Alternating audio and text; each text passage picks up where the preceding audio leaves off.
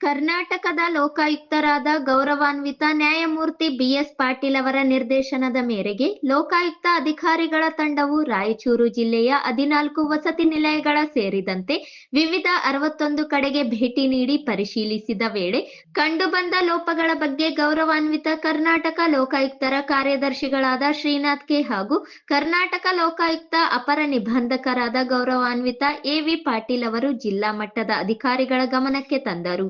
ನೂತನ ಜಿಲ್ಲಾಧಿಕಾರಿಗಳ ಕಚೇರಿ ಸಭಾಂಗಣದಲ್ಲಿ ಜನವರಿ 7ರಂದು ನಡೆದ ಪ್ರಗತಿ ಪರಿಶೀಲನಾ ಸಭೆಯಲ್ಲಿ ಮಾತನಾಡಿದ ಗೌರವಾನ್ವಿತ ಎವಿ ಪಾಟೀಲ್ ಅವರು, ರಾಯಚೂರು ನಗರ ಸೇರಿದಂತೆ ವಿವಿಧ ತಾಲೂಕುಗಳಲ್ಲಿನ 61 ಕಚೇರಿಗಳಿಗೆ ತಂಡವು ಭೇಟಿ ನೀಡಿ ಕಡತ ಪರಿಶೀಲನೆ ಮಾಡಿ ಲೋಪಗಳನ್ನು ಪಟ್ಟಿ ಮಾಡಲಾಗಿದೆ ಎಂದು ತಿಳಿಸಿದರು. 61 ಕಡೆಗಳಲ್ಲಿ ಭೇಟಿ ನೀಡಿದ ಬಗ್ಗೆ ಕಾರ್ಯದರ್ಶಿಗಳು ಹಾಗೂ ಅಪರ ನಿಬಂಧಕರು ಮಾತನಾಡಿ, ತಂಡವು ಮೊದಲಿಗೆ ಮಹಾನಗರ ಪಾಲಿಕೆಗೆ ಭೇಟಿ ನೀಡಿದಾಗ ಅನಧಿಕೃತ ಕಟ್ಟಡಗಳ ಬಗ್ಗೆ ಯಾವುದೇ ರೀತಿಯ ರಿಜಿಸ್ಟರ್ ಇರಲಿಲ್ಲ.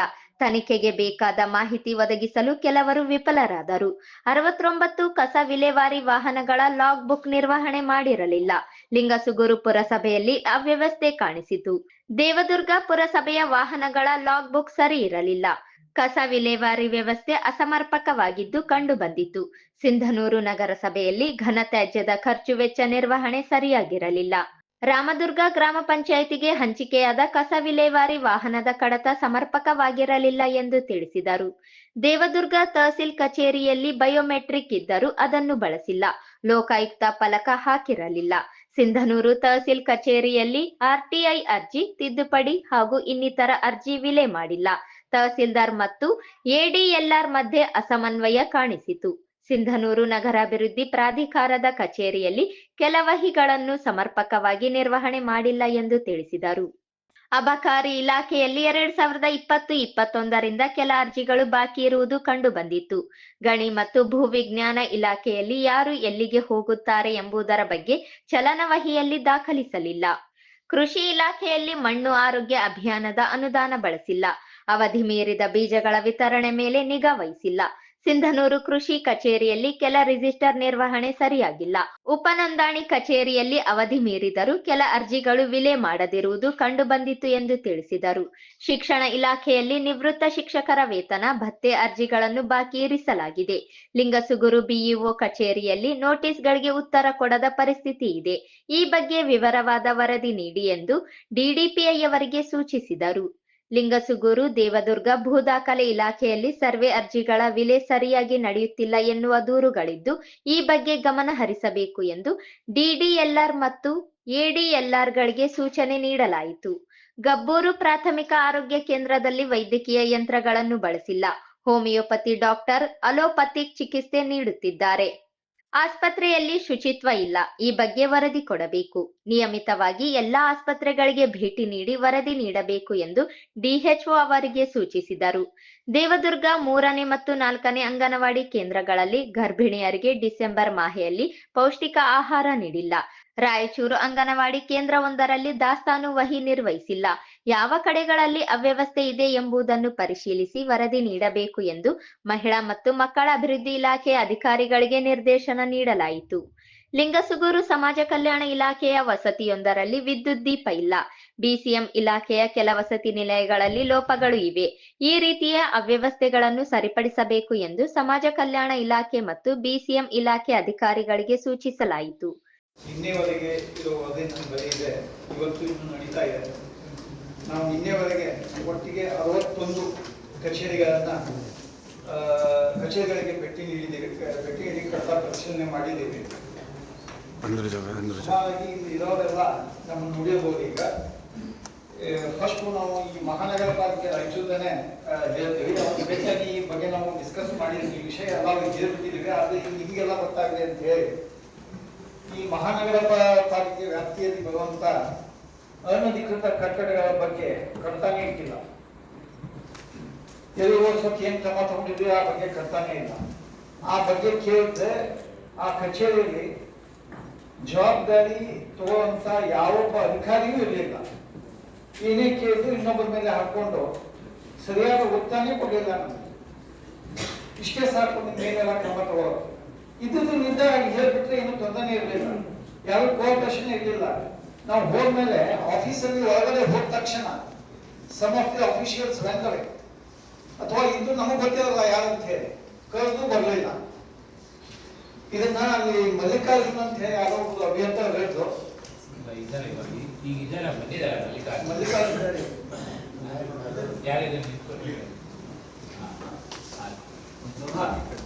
ಬಂದ್ರು. ಅವ್ರು ಕೊಡೋ ಅಪ್ಲಿಕೇಶನ್ಸ್ ಅವ್ರ ಮುಂದೆ ಎಲ್ಲ ವಿಚಾರಣೆ ಮಾಡಿದ್ವಿ. 6 ತಿಂಗಳು 7 ತಿಂಗಳು ಆದ್ರೂ ನಮ್ದು ಏನು ಮಾಹಿತಿಯೇ ಕೊಡ್ತಾ ಇಲ್ಲ ಅಂತ ಹೇಳಿ ಅವರಿಗೆ ಸುಮಾರು ಒಂದು 20 ರಿಂದ 25 ಅಪ್ಲಿಕೇಶನ್ಸ್ ಕೊಟ್ಟಿದ್ವಿ. ನಾವು ಕೊಟ್ಟು ಇದ್ರ ಬಗ್ಗೆ ನಮಗೆ ರಿಪೋರ್ಟ್ ಕೊಡಿ ಅಂತ ಹೇಳಿದ್ವಿ. ಇದು ನಮ್ಮ ಪರಿಸ್ಥಿತಿ ಆದ್ರೆ ಸಾರ್ವಜನಿಕ ಪರಿಸ್ಥಿತಿ ಏನಾಗಬಹುದು ಅಂತ ಉತ್ತನೇ ಕೊಡಲ್ಲ. ಶೀಟ್ ಮೇಲೆ ಯಾರು ಇರೋದೇ ಇಲ್ಲ. ಏನ್ ಮಾಡಿದ್ದಾರೆ? ಏನಾದ್ರು ಮಾಡಿದ್ದಾರೆ? ಅದೇ ಸಾರ್ವಜನಿಕರಿಗೆ ಬಂದಾಗ ನಿಮ್ದು ಏನಿದೆಯೋ ಅದನ್ನ ಮಾಡೋರಿಗೆ ಆಗಲ್ಲ ಅಂತ ಕಾನೂನು ಪ್ರಕಾರ ಆಗಲ್ಲ ಅಂದ್ರೆ ಆಗಲ್ಲ ಅಂತ ಹೇಳ್ಬಿಟ್ಟು ಹೋಯ್ತಲ್ಲ. 6 ತಿಂಗಳು 7 ತಿಂಗಳು ಅಪ್ಲಿಕೇಶನ್ಸ್ ಪೆಂಡಿಂಗ್ ಇದಾವೆ. ಈಗ 2 ನಂಬರ್ ಬರೋಕ್ಕಾಗಲ್ಲ, ಅವರು ಬರೋಕ್ಕಾಗಲ್ಲ. ಸುಮ್ಮನೆ ನಾವು ಬಂದಾಗ ಅಷ್ಟು ಜನ ಬಂದಿದ್ದಾರೆ. ಎಷ್ಟು ಜನ ತುಂಬಿದ್ ನೀವೇ ನೋಡಿದಲ್ಲ ಆ ದಿವಸ. ಮತ್ತೆ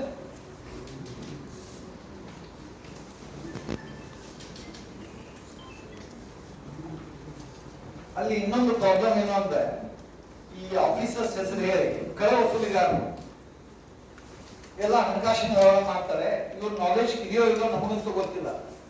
ಇವ್ರ ಹೆಸರು ಮಾತ್ರ ಮೇಲಿನ ಅಧಿಕಾರಿಗಳು ಹೇಳ್ಬಿಟ್ಟು ಇವ್ರನ್ನ ಭೇಟಿ ಮಾಡೋಕೆ ಅವಕಾಶ ಸಹಿತ ಕೊಡಲ್ಲ ಅಂತ ಕರ ವಸೂಲಿಗಾರ. ಇದೊಂದು ಮೇಜರ್ ಅಲಿಗೇಷನ್ ಫ್ರಮ್ ರಾಯಚೂರು. ದುಡ್ಡು ಕೊಟ್ಟರೆ ಆಗಿಂದ ಕೆಲಸ ಇರುತ್ತೆ. ಅವ್ರು ಯಾವತ್ತಾದ್ರೂ ಕೊಡ್ಲಿ. ದುಡ್ಡು ಕೊಡ್ಲಿಲ್ಲ ಅಂತಂದ್ರೆ 6 ತಿಂಗಳು 8 ತಿಂಗಳ ಅರ್ಜಿ ಅವರಿಗೆ ಸಿಗೋದೇ ಇಲ್ಲ. ಒಬ್ಬರು ಇನ್ನೊಬ್ರು ಒಬ್ಬ ರಿಜಿಸ್ಟರ್ ಮೇಂಟೈನ್ ಮಾಡಿಲ್ಲ, ಯಾರು ಮಾಡಿಲ್ಲ. ಅದು ಅಂದ್ರೆ ಅಲ್ಲ, ಮೇನ್ ಆಫೀಸ್ ಇನ್ವಾಲ್ವ್ ಬೇರೆ, main office involve is different. ಪ್ರತಿಯೊಬ್ಬರಿಗೆ ಬೇಕಲ್ಲ. ಇಂಡಿವಿಜುವಲ್ ಕೇಸ್ ಹೋದ್ರೆ ನಾಟ್ ಮೇಂಟೈನ್ ಎನಿ ರಿಜಿಸ್ಟರ್ಸ್.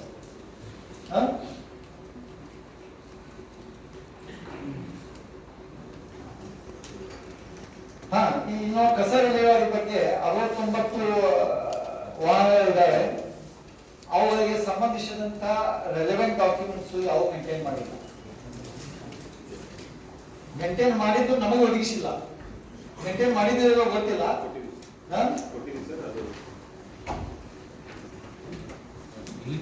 ಇಲ್ಲಿ ಬೇಡ, ಸುಮ್ಮನೆ ಇದಷ್ಟೇ. ಅದಕ್ಕೆ ಇಂಧನ ವೆಚ್ಚ ಎಷ್ಟಾಯ್ತು, ಏನ್ ರಿಪೇರಿ ಕೆಲಸ ಮಾಡಿದ್ರೆ ಅದ್ರ ಬಗ್ಗೆ ಲೆಕ್ಕಪತ್ರ ಬೇಕು. ನೀವು ಸುಮ್ಮನೆ ಒಂದು ಹಾಳೆ ತಂದು ಕೊಟ್ಬಿಟ್ರೆ ಲೆಕ್ಕ ಆಗಲ್ಲ. ರಿಜಿಸ್ಟರ್ ಅದ್ರ ಬಗ್ಗೆ ಬಹುದು, ಅದ್ರ ಬಗ್ಗೆ ಲೆಕ್ಕಪತ್ರವನ್ನ ಸರಿಯಾಗಿ ಮೇಂಟೈನ್ ಮಾಡಿಲ್ಲ. ಈ ಎ ಮತ್ತು ಬಿ ಖಾತಾ ಬಗ್ಗೆ ಈ ಖಾತಾ 760 ಅಪ್ಲಿಕೇಶನ್ಸ್ ಆರ್ ಪೆಂಡಿಂಗ್. 760 ಈಗ ನಮಗೆ ಸಿಕ್ಕ ಇಂಥ ಮಾಹಿತಿ ಪ್ರಕಾರ ಇದೆ. ಈ ಖಾತಾ ಅರ್ಜಿ ವಿಲೇವಾರಿಯ ಬಗ್ಗೆ ಮಾಹಿತಿನೇ ಇಲ್ಲ ನಿಮ್ಮ ಹತ್ರ. ಅದು ಪೆಂಡಿಂಗ್ ಇದ್ದಷ್ಟೇ ಮಾಹಿತಿ ಸಿಕ್ತು. ಎಷ್ಟು ಮಾಡಿದೀರ ಅಂತ ಬಗ್ಗೆ ಮಾಹಿತಿನೇ ಇಲ್ಲ. ಈ ವಲಯ ಲಾಗಿಂಗ್ ನಲ್ಲಿ 677 ಈ ಖಾತಾ ಅರ್ಜಿಗಳು ಡಿಸ್ಪೋಸ್ ಆಗಿದೆ, ಹಾಗೆ ಬಾಕಿ ಉಳ್ಕೊಂಡಿವೆ.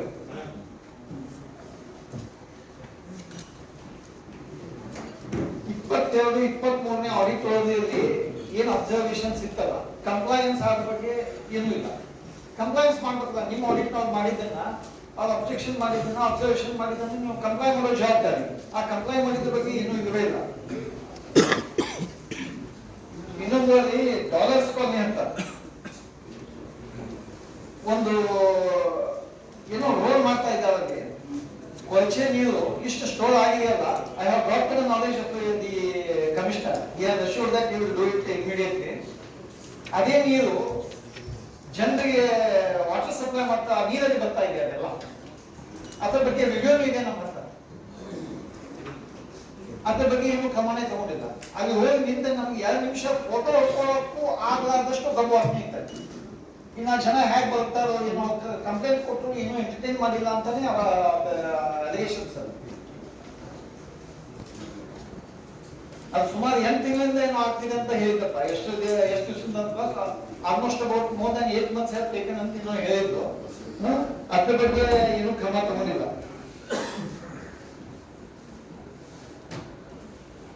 ಇನ್ನೊಂದು ನಿಮ್ಮ ಗಣರಾಜ್ಯ ಘಟಕ ಹತ್ಕೊಂಡು ಒಂದು ಇದಿದೆಯಲ್ಲ ಫ್ಯಾಕ್ಟ್ರಿ ಇದೆ ನೋಡಿ, ಏನು ಬಯೋಮೆಡಿಕಲ್ ಏನೋ ಇದೆಯಲ್ಲ, ಅದ್ರದ್ದು ಇಡೀ ಕಾಲನಿಗೆನೆ ಬಂದ್ಬಿಡುತ್ತೆ. ನಿನ್ನೆ ಹೋಗಿದ್ದೀವಿ ಸರ್, ಅದು ಇನ್ಸ್ಪೆಕ್ಷನ್ ಮಾಡ್ತಾರೆ ಸರ್. ಅದು ಏರ್ ಪೊಲ್ಯೂಷನ್ದು ಒಂದು ಸರ್ಟಿಫಿಕೇಟ್ ಮಾಡಿದ್ದಾರೆ ಸರ್. ಅದು ಅಷ್ಟು ಪೊಲ್ಯೂಷನ್ ಆಗ್ತಾ ಇಲ್ಲ ಅಂತ ಕೊಟ್ಟಿದ್ದಾರೆ ಸರ್. ಬಟ್ ಚಿಮಣಿ ಹೈಟು ಅದ್ರ ಬಗ್ಗೆ ನಾವು ಕಂಪ್ಲೇಂಟ್ಸ್ ಕೊಡೋಕ್ಕೆ ಕ್ಯಾಶ್ ಅಂತ ಕಂಪ್ನಿ ಇದೆ ಸರ್. ಅವ್ರ ಮುಂದೆ ಮಾಹಿತಿ ತಗೊಂಡು ಪೊಲ್ಯೂಷನ್ ಕಂಟ್ರೋಲ್ ಬೋರ್ಡ್ ಇಂದ ಯಾರು ಬಂದಿದ್ರಿ?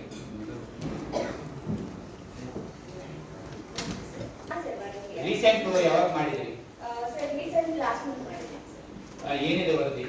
ವರದಿ ಪ್ರಕಾರ ಅವರು ಆಸ್ ಪರ್ ಸಿಟಿಸಿಬಿ ನಾವು ಏನು ಚಿಮನಿ ಹೈಟ್ ಕೊಡಬೇಕು, ಮತ್ತೆ ಅವರು ಇಟಿಪಿ ಫ್ಲಾಟ್ ಹಾಕೊಂಡಿದ್ರು ಸರ್, ಅದೆಲ್ಲ ಹಾಕೊಂಡಿದ್ದಾರೆ, ಪ್ಲಸ್ ಮಾಡ್ತಾ ಇದ್ದಾರೆ. ಅದರಿಂದ ಏನು ಎಫಿಷಿಯಂಟ್ ಬರುತ್ತೆ ಅದನ್ನು ಟ್ರೀಟ್ಮೆಂಟ್ ಆಗಿ ಅದನ್ನು ಗಾರ್ಡನಿಂಗ್ಗೆ ಯೂಸ್ ಮಾಡ್ಬೋದು. ಆ ವಾಟರ್ ಅಲ್ಲಿ ಏನು ಡಸ್ಟ್ ಪಾರ್ಟಿಕಲ್ಸ್ ಟ್ರ್ಯಾಪ್ ಆಗುತ್ತೆ ಸರ್, ಕಾರ್ಬನ್ ಪಾರ್ಟಿಕಲ್ಸ್, ಸೊ ಅದು ಕಂಪ್ಲೀಟ್ ರಿಮೂವ್ ಆಗಿ ಅದನ್ನ ಮತ್ತೆ ಜಿಎಸ್ ಜೊತೆಗೆ ಡಿಸ್ಪೋಸ್ ಮಾಡ್ತೀವಿ. ಅಲ್ಲ, ಈಗ ನಮ್ಮ ಇವರೆಲ್ಲ ಅಬ್ಸರ್ವೇಷನ್ ಮಾಡಿದಾರಲ್ಲ, ತುಂಬಾ ಕಾಲೋನಿ ಜನಕ್ಕೆಲ್ಲ ತೊಂದರೆ ಆಗ್ತದೆ ಅಂತ ಈಗ ಮತ್ತೊಂದ್ಸಲ ರೀಸೆಂಟ್ ಆಗಿ ನಾಳೆ ಹೋಗಿ ಇನ್ಸ್ಪೆಕ್ಷನ್ ಮಾಡಿ ನಮ್ಗೆ ವಿವರವಾದ ವರದಿ ಕೊಡ್ಬೇಕಾಗ್ತದೆ.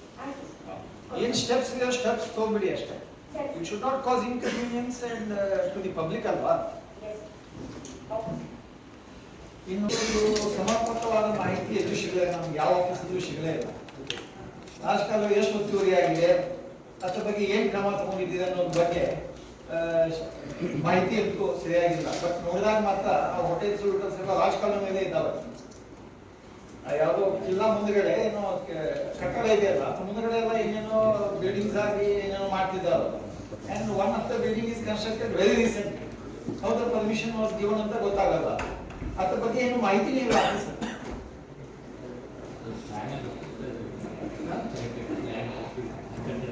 ಈ ಕಟ್ಟಡ ಪರ್ಮಿಷನ್ ಕೊಟ್ಟ ಬಗ್ಗೆ ದಾಖಲೆಗಳು ಇದಾವ?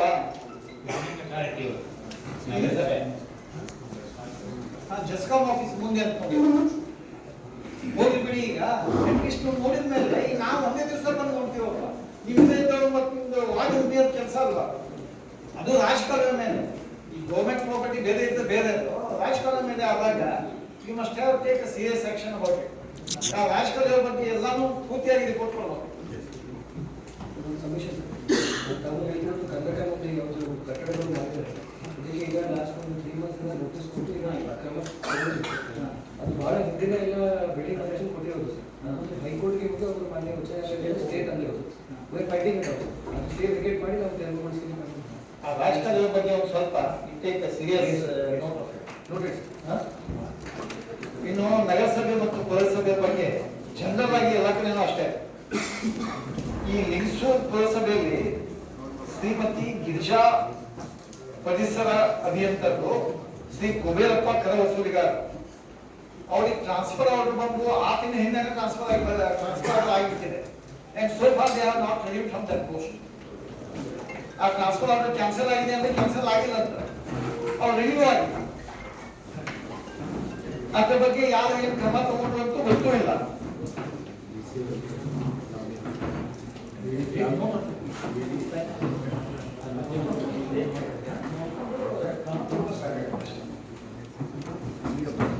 ಅಷ್ಟೇ. ಮತ್ತೆಲ್ಲ ಪುರಸಭೆ ಮತ್ತು ನಗರಸಭೆಗಳಲ್ಲಿ ಅನ್ಅಥರೈಸ್ಡ್ ಕನ್ಸ್ಟ್ರಕ್ಷನ್ ಬಗ್ಗೆ, ಲೇಕ್ ಬಗ್ಗೆ ಏನೇನ್ ಕ್ರಮ ತಗೊಂಡ್ರಿ ಆ ಬಗ್ಗೆ ಯಾವ ದಾಖಲೆಗಳನ್ನ ಮೇಂಟೈನ್ ಮಾಡಿಲ್ಲ. ಈ ದೇವದುರ್ಗ ಪುರಸಭೆ ಘನತ್ಯಾಜ್ಯ ಘಟಕದ ಬಗ್ಗೆ ನಿರ್ಮಾಣ ಇದೆ, ಕಸ ವಿಲೇವಾರಿ ಸಮರ್ಪಕವಾಗಿರಲ್ಲ,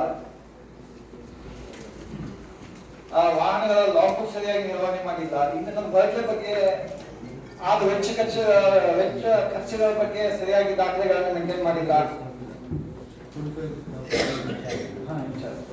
ಮತ್ತೊಂದು ನೋಟ್ ಮಾಡಿದ್ದು ಅಂದ್ರೆ ಈ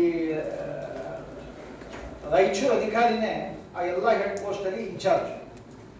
ಅಲ್ಲಿ ಹೋದ್ರೆ ಅಲ್ಲಿ ಸಿಗಲಿಲ್ಲ ನಮ್ಗೆ, ಇಲ್ಲಿ ಬಂದ್ರೆ ಇಲ್ಲಿ ಸಿಗಲಿಲ್ಲ. ಇದಕ್ಕೆ ಅಲ್ಲಿ ಇರ್ತಾರ ಅಂತ ಹೇಳೋದು, ಅದಕ್ಕೆ ಇಲ್ಲಿ ಇರ್ತಾರ ಅಂತ ಹೇಳೋದು. ಆ maximum work has been conducted by the outsource people. ಅವ್ರಿಗೇನು ಜವಾಬ್ದಾರಿನೇ ಇಲ್ಲ, ನಮಗ್ ಗೊತ್ತಿಲ್ಲ ಅಂತ ಹೇಳ್ಬಿಡ್ತಾರೆ. ಮತ್ತೆ ಅವ್ರಿಗೆ ಹೆಚ್ಚಿನ ಜವಾಬ್ದಾರಿ ಇರೋ ಪೋಸ್ಟ್ಗಳನ್ನು ಕೊಟ್ಟಿದ್ದಾರೆ. ಒಂದು KIRDF ಆಫೀಸಲ್ಲಿ we have got one person who is the outsourced person. ಅವನ 10,000 ರೂಪಾಯಿಗಿಂತ ಹೆಚ್ಚಿಗೆ ಹಣ ಇತ್ತು. He has maintained the car regular officer ಒಬ್ಬರು ಯಾರು ಇದ್ದು ಅವ್ನು ಲೆಕ್ಕಕ್ಕಿಲ್ಲ, ಆಟೋಮೂ ಲೆಕ್ಕಕ್ಕಿಲ್ಲ. ಅವನು ಇನ್ನೊಂದು ಏನಂದ್ರೆ ಔಟ್ಸೋರ್ಸ್ ರಿಜಿಸ್ಟರ್ ಮೇಂಟೈನ್ ಮಾಡಲ್ಲ. ದಟ್ ಈಸ್ ಡೆಲಿಕ್ಷನ್ ಆಫ್ ಡ್ಯೂಟಿ ಬರ್ತದೆ. 10,000 ರೂಪಾಯಿ 20,000 ರೂಪಾಯಿ ಕ್ಯಾಶ್ ತಂದು ಅದನ್ನ ಕ್ಯಾಶ್ ರಿಜಿಸ್ಟರ್ ಡಿಕ್ಲೇರ್ ಮಾಡಲಿಲ್ಲ ಅಂದ್ರೆ ಆ ಅಮೌಂಟ್ ನಾವು ಸೀಸ್ ಮಾಡ್ಕೊಂಡು ಹೋಗ್ತೀವಿ. It is fairly comes under the dereliction of duty.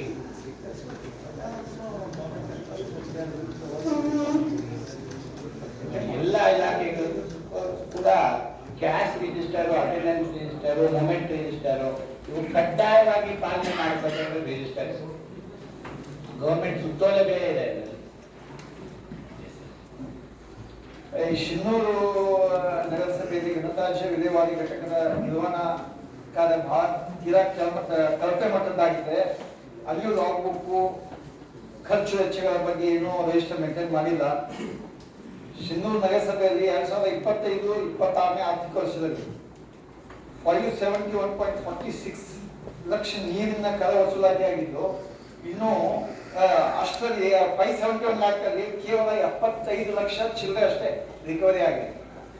And no steps have been taken to collect the tax from the people with regard to the water tax. ಅದೇ ರೀತಿ 19.35 ಲಕ್ಷ ಮಳಿಗೆಗಳ ಬಾಡಿಗೆ ವಸೂಲಾತಿಗೆ ಕೇವಲ 5 ಲಕ್ಷ ಚಿಲ್ಲರೆ ಅಷ್ಟೇ ವಸೂಲಾತಿ ಆಗಿದೆ. ನೀವು ಪುರಸಭೆಯನ್ನು ನಡೀಬೇಕು ಅಂದ್ರೆ ಅವನ್ನೆಲ್ಲ ವಸೂಲಿ ಮಾಡಿದಾಗಲೇ ನಡೆಯೋದು.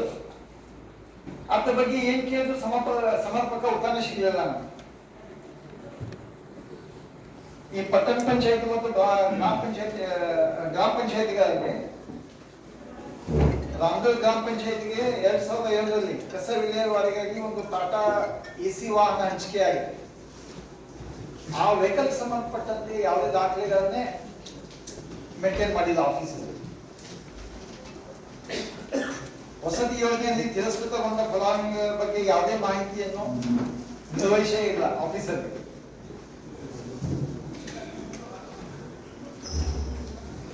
ಅಲ್ಲಿ ಒಟ್ಟು 5 ನೀರಿನ ಟ್ಯಾಂಕರ್ ಬರ್ತಿದ್ದು ಅವರ ಸ್ವಚ್ಛತೆಗೆ ಸಂಬಂಧಿಸಿದಂತೆ ನಿರ್ವಹಿಸಿದ ಖರ್ಚು ಮೇಂಟೈನ್ ಮಾಡೇ ಇಲ್ಲ.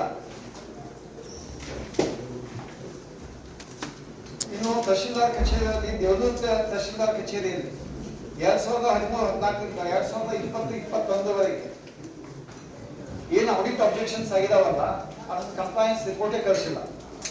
ಆ ಬಗ್ಗೆ ಅವರು ಕರ್ತವ್ಯ ನಮ್ಮ ಮುಂದೆ ಹಾಜರು ಮಾಡಲಿಲ್ಲ. ನಾವು ಪರಿಶೀಲನೆಗೆ ಹೋದಾಗ ಬಯೋಮೆಟ್ರಿಕ್ ಇದೆ, ಅದನ್ನ ಯೂಸ್ ಮಾಡಲ್ಲ.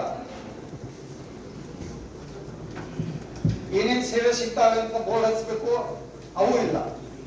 ಲೋಕಾಯುಕ್ತ ಬಗ್ಗೆ ಈ ತಹಶೀಲ್ದಾರ್ ಲೋಕಲ್ ತಹಶೀಲ್ದಾರ್ ಆಫೀಸಲ್ಲಿ ಬಿಟ್ಟು ಯಾವ ಆಫೀಸಲ್ಲೂ ಲೋಕಾಯುಕ್ತ ಬಗ್ಗೆ ಬೋರ್ಡ್ ಡಿಸ್ಪ್ಲೇ ಆಗೇ ಇಲ್ಲ. ಆಗ್ಲೇ ಹೇಳಿದಂಗೆ ಈ ಔಟ್ಸೋರ್ಸ್ಗೋಸ್ಕರ ಯಾವುದೇ ಆಫೀಸಲ್ಲಿ ಕ್ಯಾಶ್ ಡಿಕ್ಲರೇಷನ್ ರಿಜಿಸ್ಟರ್ ಮೇಂಟೈನ್ ಮಾಡಿಲ್ಲ. ಕೆಲವೊಂದು ಕಡೆ ಅವ್ರ ಅಟೆಂಡೆನ್ಸು ಮಾಡಿಲ್ಲ. ಅದು ಆ ಏಜೆಂಟ್ಗೆ ಸಂಬಂಧಪಟ್ಟದ್ದು ನಮಗೇನು ಸಂಬಂಧ ಇಲ್ಲ ಅಂತ ಹೇಳುವಂತ ಹರಕೆ ಉತ್ತರ ಕೊಟ್ಟರು ಹೋದಾಗ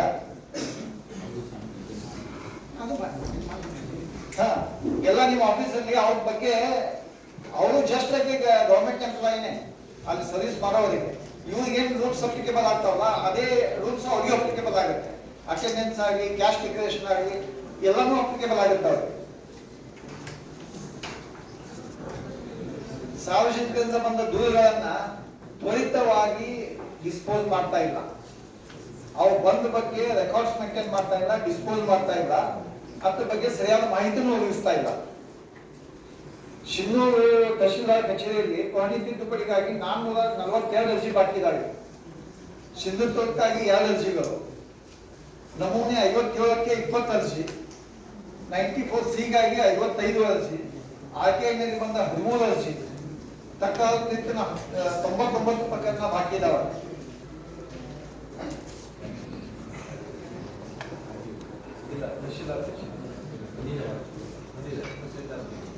ತಹಶೀಲ್ದಾರ್ ಬಂದಿದ್ದಾರಾ? ಯಾರು? ಯಾಕಪ್ಪ ಅಷ್ಟೊಂದು ಅರ್ಜಿಗಳನ್ನ ಪೆಂಡಿಂಗ್ ಇಟ್ಕೊಂಡಿರೋ ಕಾರಣ ಏನು ಹೇಳ್ತೀರಾ? ತಿದ್ದುಪಡಿ ಸರ್, ತಿದ್ದುಪಡಿ ಟೋಟಲ್ 2,500 ಅರ್ಜಿ ಇದ್ವು ಸರ್. ಹಾ.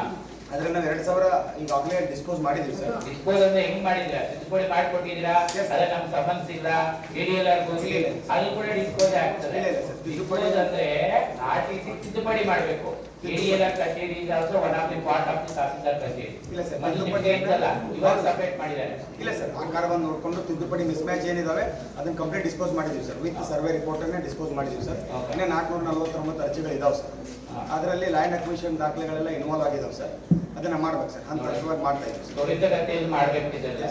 RTC ಕರೆಕ್ಷನ್ ಇಂದಾನೆ ಅನೇಕ ಪ್ರಕರಣಗಳು ಎಲ್ಲ ಕಡೆ ಇದಾವೆ. ತಾಲೂಕು ಕಚೇರಿಗಳಲ್ಲಿ RTC ತಿದ್ದುಪಡಿಗೆ ಮತ್ತು ಪಾಣಿ ಚೇಂಜ್ ಮಾಡದೆ ದೊಡ್ಡ ಕೆಲಸ ಆಗ್ತಿದೆ ಸರ್. ಈಗ ಉಳಿದಿರುವಂತವು ಸರ್, ಅದರ ಸಿವಿಲ್ ಡಿಸ್ಪ್ಯೂಟ್ ಪ್ರಕರಣಗಳಲ್ಲೂ ಮತ್ತು ರೋಡ್ ಹೋಗಿರೋ ಪ್ರಕರಣಗಳು, ಲ್ಯಾಂಡ್ ಅಕ್ವಿಷನ್ ಪ್ರಕರಣಗಳು ವಿವರವಾಗಿ ಪ್ರಕರಣಗಳಿರೋದನ್ನ ಬಿಟ್ಟು ಉಳಿದಿರೋ ಪ್ರಕರಣಗಳನ್ನ ಅಟೆಂಡ್ ಮಾಡಿ ತಿದ್ದುಪಡಿ ಮಾಡಿಸಿ, ಎಷ್ಟು ತಿದ್ದುಪಡಿ ಅರ್ಜಿಗಳು ಬಂದಿದೆ ನಿಮ್ಗೆ ಟೋಟಲ್, ಎಷ್ಟು ತಿದ್ದುಪಡಿ ಮಾಡಿದೀರಾ, ಎಷ್ಟು ರಿಜೆಕ್ಟ್ ಮಾಡಿದೀರಾ, ಎಷ್ಟು ಇನ್ನಿತರ ಅಧಿಕ ಕಚೇರಿಗಳಿಗೆ ADLR, AC ಕಚೇರಿ, DC ಕಚೇರಿ ಕಳಿಸಿದೀರಾ ಅನ್ನೋದು ನಮ್ಗೆ ವಿವರವಾದ ಮಾಹಿತಿ ಕೊಡ್ಬೇಕಾಗ್ತದೆ.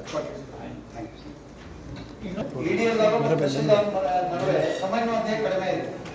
ಇವರೊಂದು ಲೆಕ್ಕ ಹಾಕಿರೋದು ಅವರಿಗೆ, ಅವ್ರು 1 ತಿಂಗಳು ಬಿಟ್ಟು ಇವರಿಗೆ ಲೆಕ್ಕ ಹಾಕೋದು.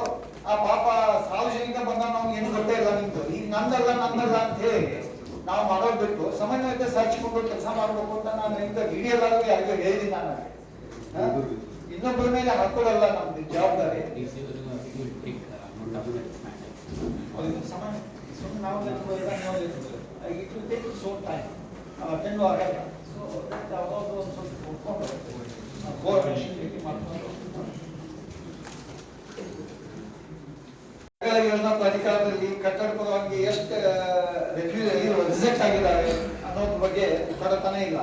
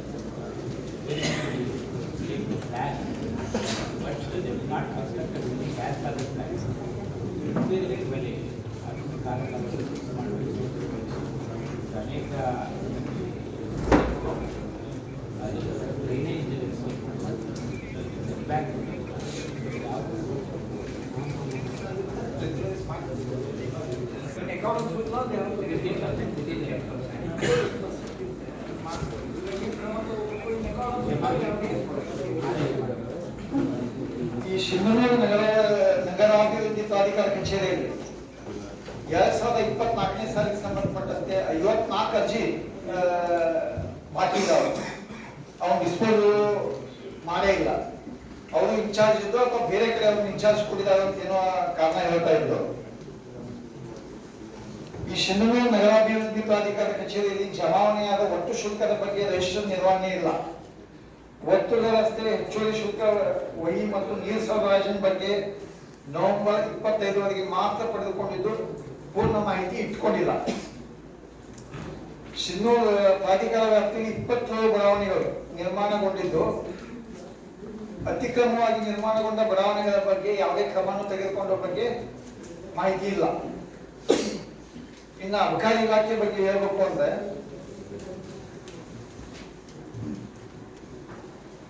ಅಬಕಾರಿ ಇಲಾಖೆಯಿಂದ ಯಾರಾದ್ರೂ ಬಂದಿದ್ದೀರಾ ಇಲ್ಲಿ ಲೋಕಲ್? ರಮೇಶ್ ಕುಮಾರ್ ಗಾಯನ ಮಹೇಂದ್ರ ಅಂತ ಅವರು 2 ವರ್ಷದಿಂದ ಎಲೆಕ್ಷನ್ ಟೈಮ್ ಬಂದಿದ್ರು ಸರ್.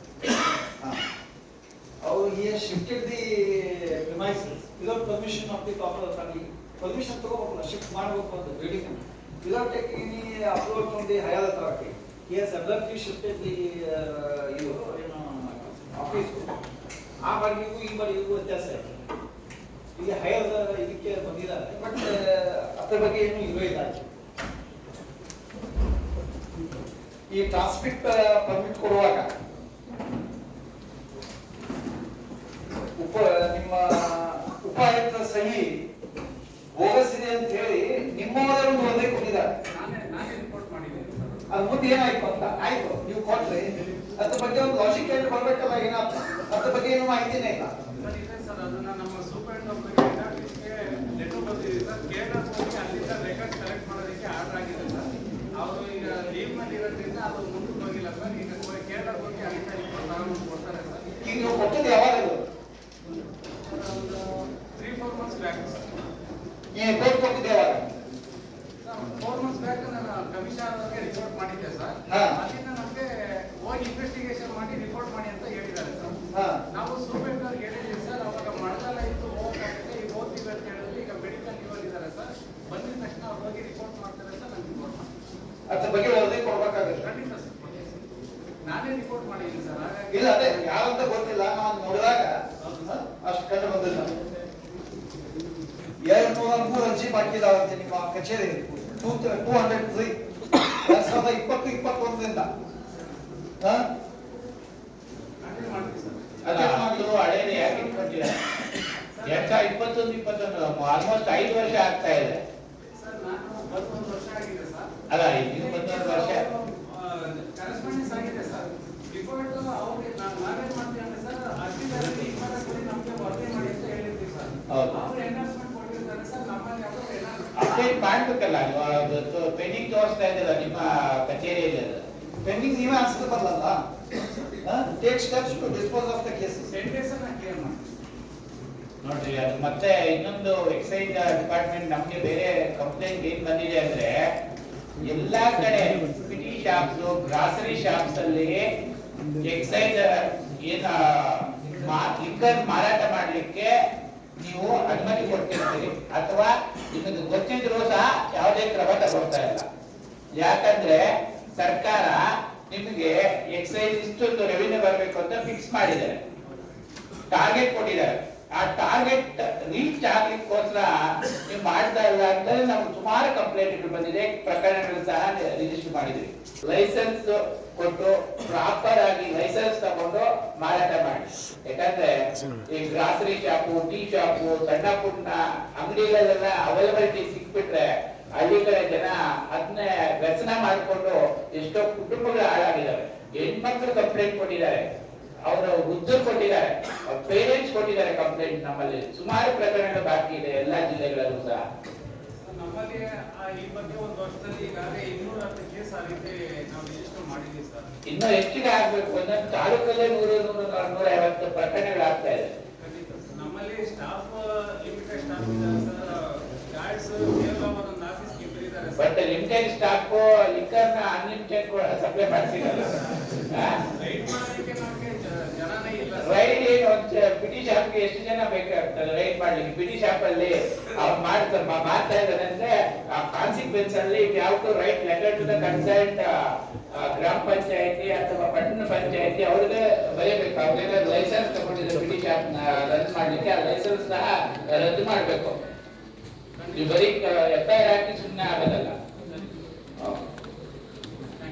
ಬಗ್ಗೆ ಹೇಳೋದಂದ್ರೆ, ಅವರು ಸರ್ಪ್ರೈಸ್ ವಿಸಿಟ್ ಎಷ್ಟು ಮಾಡಿದ ಅದ್ರ ಬಗ್ಗೆ ಲಿಸ್ಟ್ ಮೇಂಟೈನ್ ಮಾಡಿಲ್ಲ. ಪ್ರತಿದಿನ ಎಲ್ಲಿ ಹೋಗ್ತಾರೆ, ಎಲ್ಲಿ ಬರ್ತಾರೆ ಅನ್ನೋದು ಯಾವ ದಾಖಲೆಗಳನ್ನು ಮೆನ್ಷನ್ ಇರಲ್ಲ. ಯಾವಾಗ ಹೋದ್ರು ಆಫೀಸರ್ ಸಿಗೋದೇ ಇಲ್ಲ ಅವರು.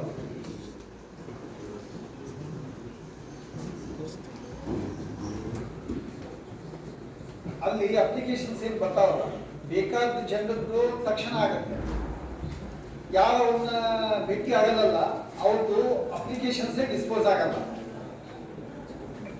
ಒಂದು ಕಂಪ್ಲೇಂಟ್ ಬಂದಿತ್ತು, ನಾನು ಹೊರಗೆ ಬಂದಿತ್ತು, ಆ ಮೊಡಲನ್ನ ತೆಗೆಯೋದ್ರ ಬಗ್ಗೆ ಅವರು GPS ಆಧಾರಿತ ಒಂದು ಫೋಟೋವನ್ನು ತೆಗೆದುಬಿಟ್ಟು ಅದರಲ್ಲಿ ಎಲ್ಲಾ ವೆಹಿಕಲ್ ನಂಬರ್ ಕಾಣುತ್ತೆ, JCB ನಂಬರ್ ಕಾಣುತ್ತೆ, ಬೇರೆ ಬೇರೆ ವೆಹಿಕಲ್ ನಂಬರ್ ಕಾಣುತ್ತೆ. ಅದು ಅಪ್ಲಿಕೇಶನ್ ಕೊಟ್ಟು 4 ತಿಂಗಳಾದ್ರೂ ಇನ್ನೂ ಅದಕ್ಕೆ ಕ್ರಮ ಕೈಗೊಂಡಿಲ್ಲ. ಇಲ್ಲಿ ಗಣಿ ಮತ್ತು ಭೂವಿಜ್ಞಾನ ಇಲಾಖೆ ಯಾವ ಬಂದಿದ್ದೀರಾ? ಸೀನಿಯರ್ ಜಿಯಾಲಜಿಸ್ಟ್ ಮೊನ್ನೆ ನಾನೇ ನಿಮ್ ಜೊತೆ ಮಾತಾಡಿದ್ದ. ಏನ್ ಮಾಡಿದ್ದ ಅದನ್ನ? ಅದು ಬೋಜಕ ಇದು ಮಾಡಿ ಸರ್, ಇನ್ಸ್ಪೆಕ್ಷನ್ ಮಾಡಿ ಬೋಜಕ್ ಕಳಿಸಿ ಸರ್. ಅಲ್ಲ ಈ 3 ತಿಂಗಳು ಆಗದ ಇದ್ದದ್ದು ನೀವು ಒಂದೇ ದಿವಸ ಕಾಯ್ಬಿಡ್ತಾರೋ? ಇಲ್ಲ ಸರ್, ಇದು ಅವ್ರು ಜಾಸ್ತಿ ಇನ್ಸ್ಪೆಕ್ಷನ್ಗೆ ಪೆಂಡಿಂಗ್ ಇದೆ ಸರ್. RIV ಮತ್ತೆ ಕಳಿಸಿದ್ರು ಸರ್ ನನಗೆ. ನಾವು ಇನ್ಸ್ಪೆಕ್ಷನ್ ಮಾಡಲಿಕ್ಕೆ ಅವರಿಂದ ಡೇಟ್ ಆಯ್ತು ಸರ್, ಡೇಟ್ ಆಯ್ತು ಸರ್, ಡೇಟ್ ಕೊಟ್ಟಿದ್ದಿಲ್ಲ ಸರ್. ಅದಕ್ಕೋಸ್ಕರ ನಾವು ಮೊನ್ನೆ ನಾವು ಇದು ಮಾಡಿದ್ರೆ ಅಲ್ಲ, ಇದಕ್ಕೆ ನಿಮ್ಮ ಮನೆ ಕೋಆರ್ಡಿನೇಷನ್ ಬೇಕು. ಈಗ ನೀವು ಲೆಟರ್ ಬರೆದ್ರೆ ಅವ್ರಿಗೆ ಹೋಗಿ ಮುಟ್ಟಕ್ಕೆ 2 ವರ್ಷ ಬೇಕು. ಸೆಪ್ಟೆಂಬರ್ ಇದು ಮಾಡಿದ್ರೆ ಸರ್ ನಾವು ಪೆಂಡಿಂಗ್ ಸರ್. ನಮ್ಮಲ್ಲಿ ಸ್ಟಾಫ್ ಇಲ್ಲ ಸರ್, ಇಬ್ಬರೇ ಇದ್ದಾರೆ ಸರ್ ಸ್ಟಾಫ್ ಸರ್. ಅವರು ಟ್ರಾನ್ಸ್ಫರ್ ಆಗಿದೆ ಸರ್. ಅವರು ಮಾಡಲಿಕ್ಕೆ These are all not proper reasons. ನೀವು ಸರಿಯಾಗಿ ನಿಮ್ಮ ಇನ್ಫಾರ್ಮೇಶನ್ ಕೊಟ್ಟ ಪ್ರಕಾರ ಎಷ್ಟು ಅರ್ಜಿ ಬಂದಿದ್ದಾರೆ ಅಂತ ನಿಮ್ಗೆ ಲೆಕ್ಕಿಲ್ಲ. As per information given by you.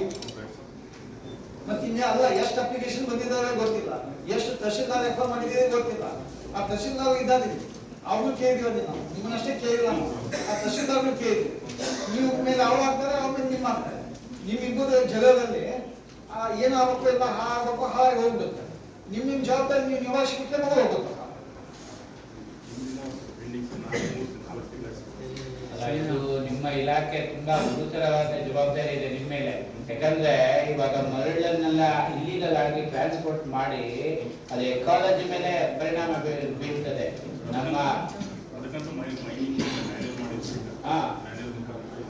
ಎಷ್ಟು ಮಾಡಿದ್ರು ಅಕ್ರಮ ಮರಳು ದಂಧೆ ನಡೀತಾನೆ ಇದೆ ಎಲ್ಲ ಜಿಲ್ಲೆಗಳಲ್ಲಿ ಸಹ.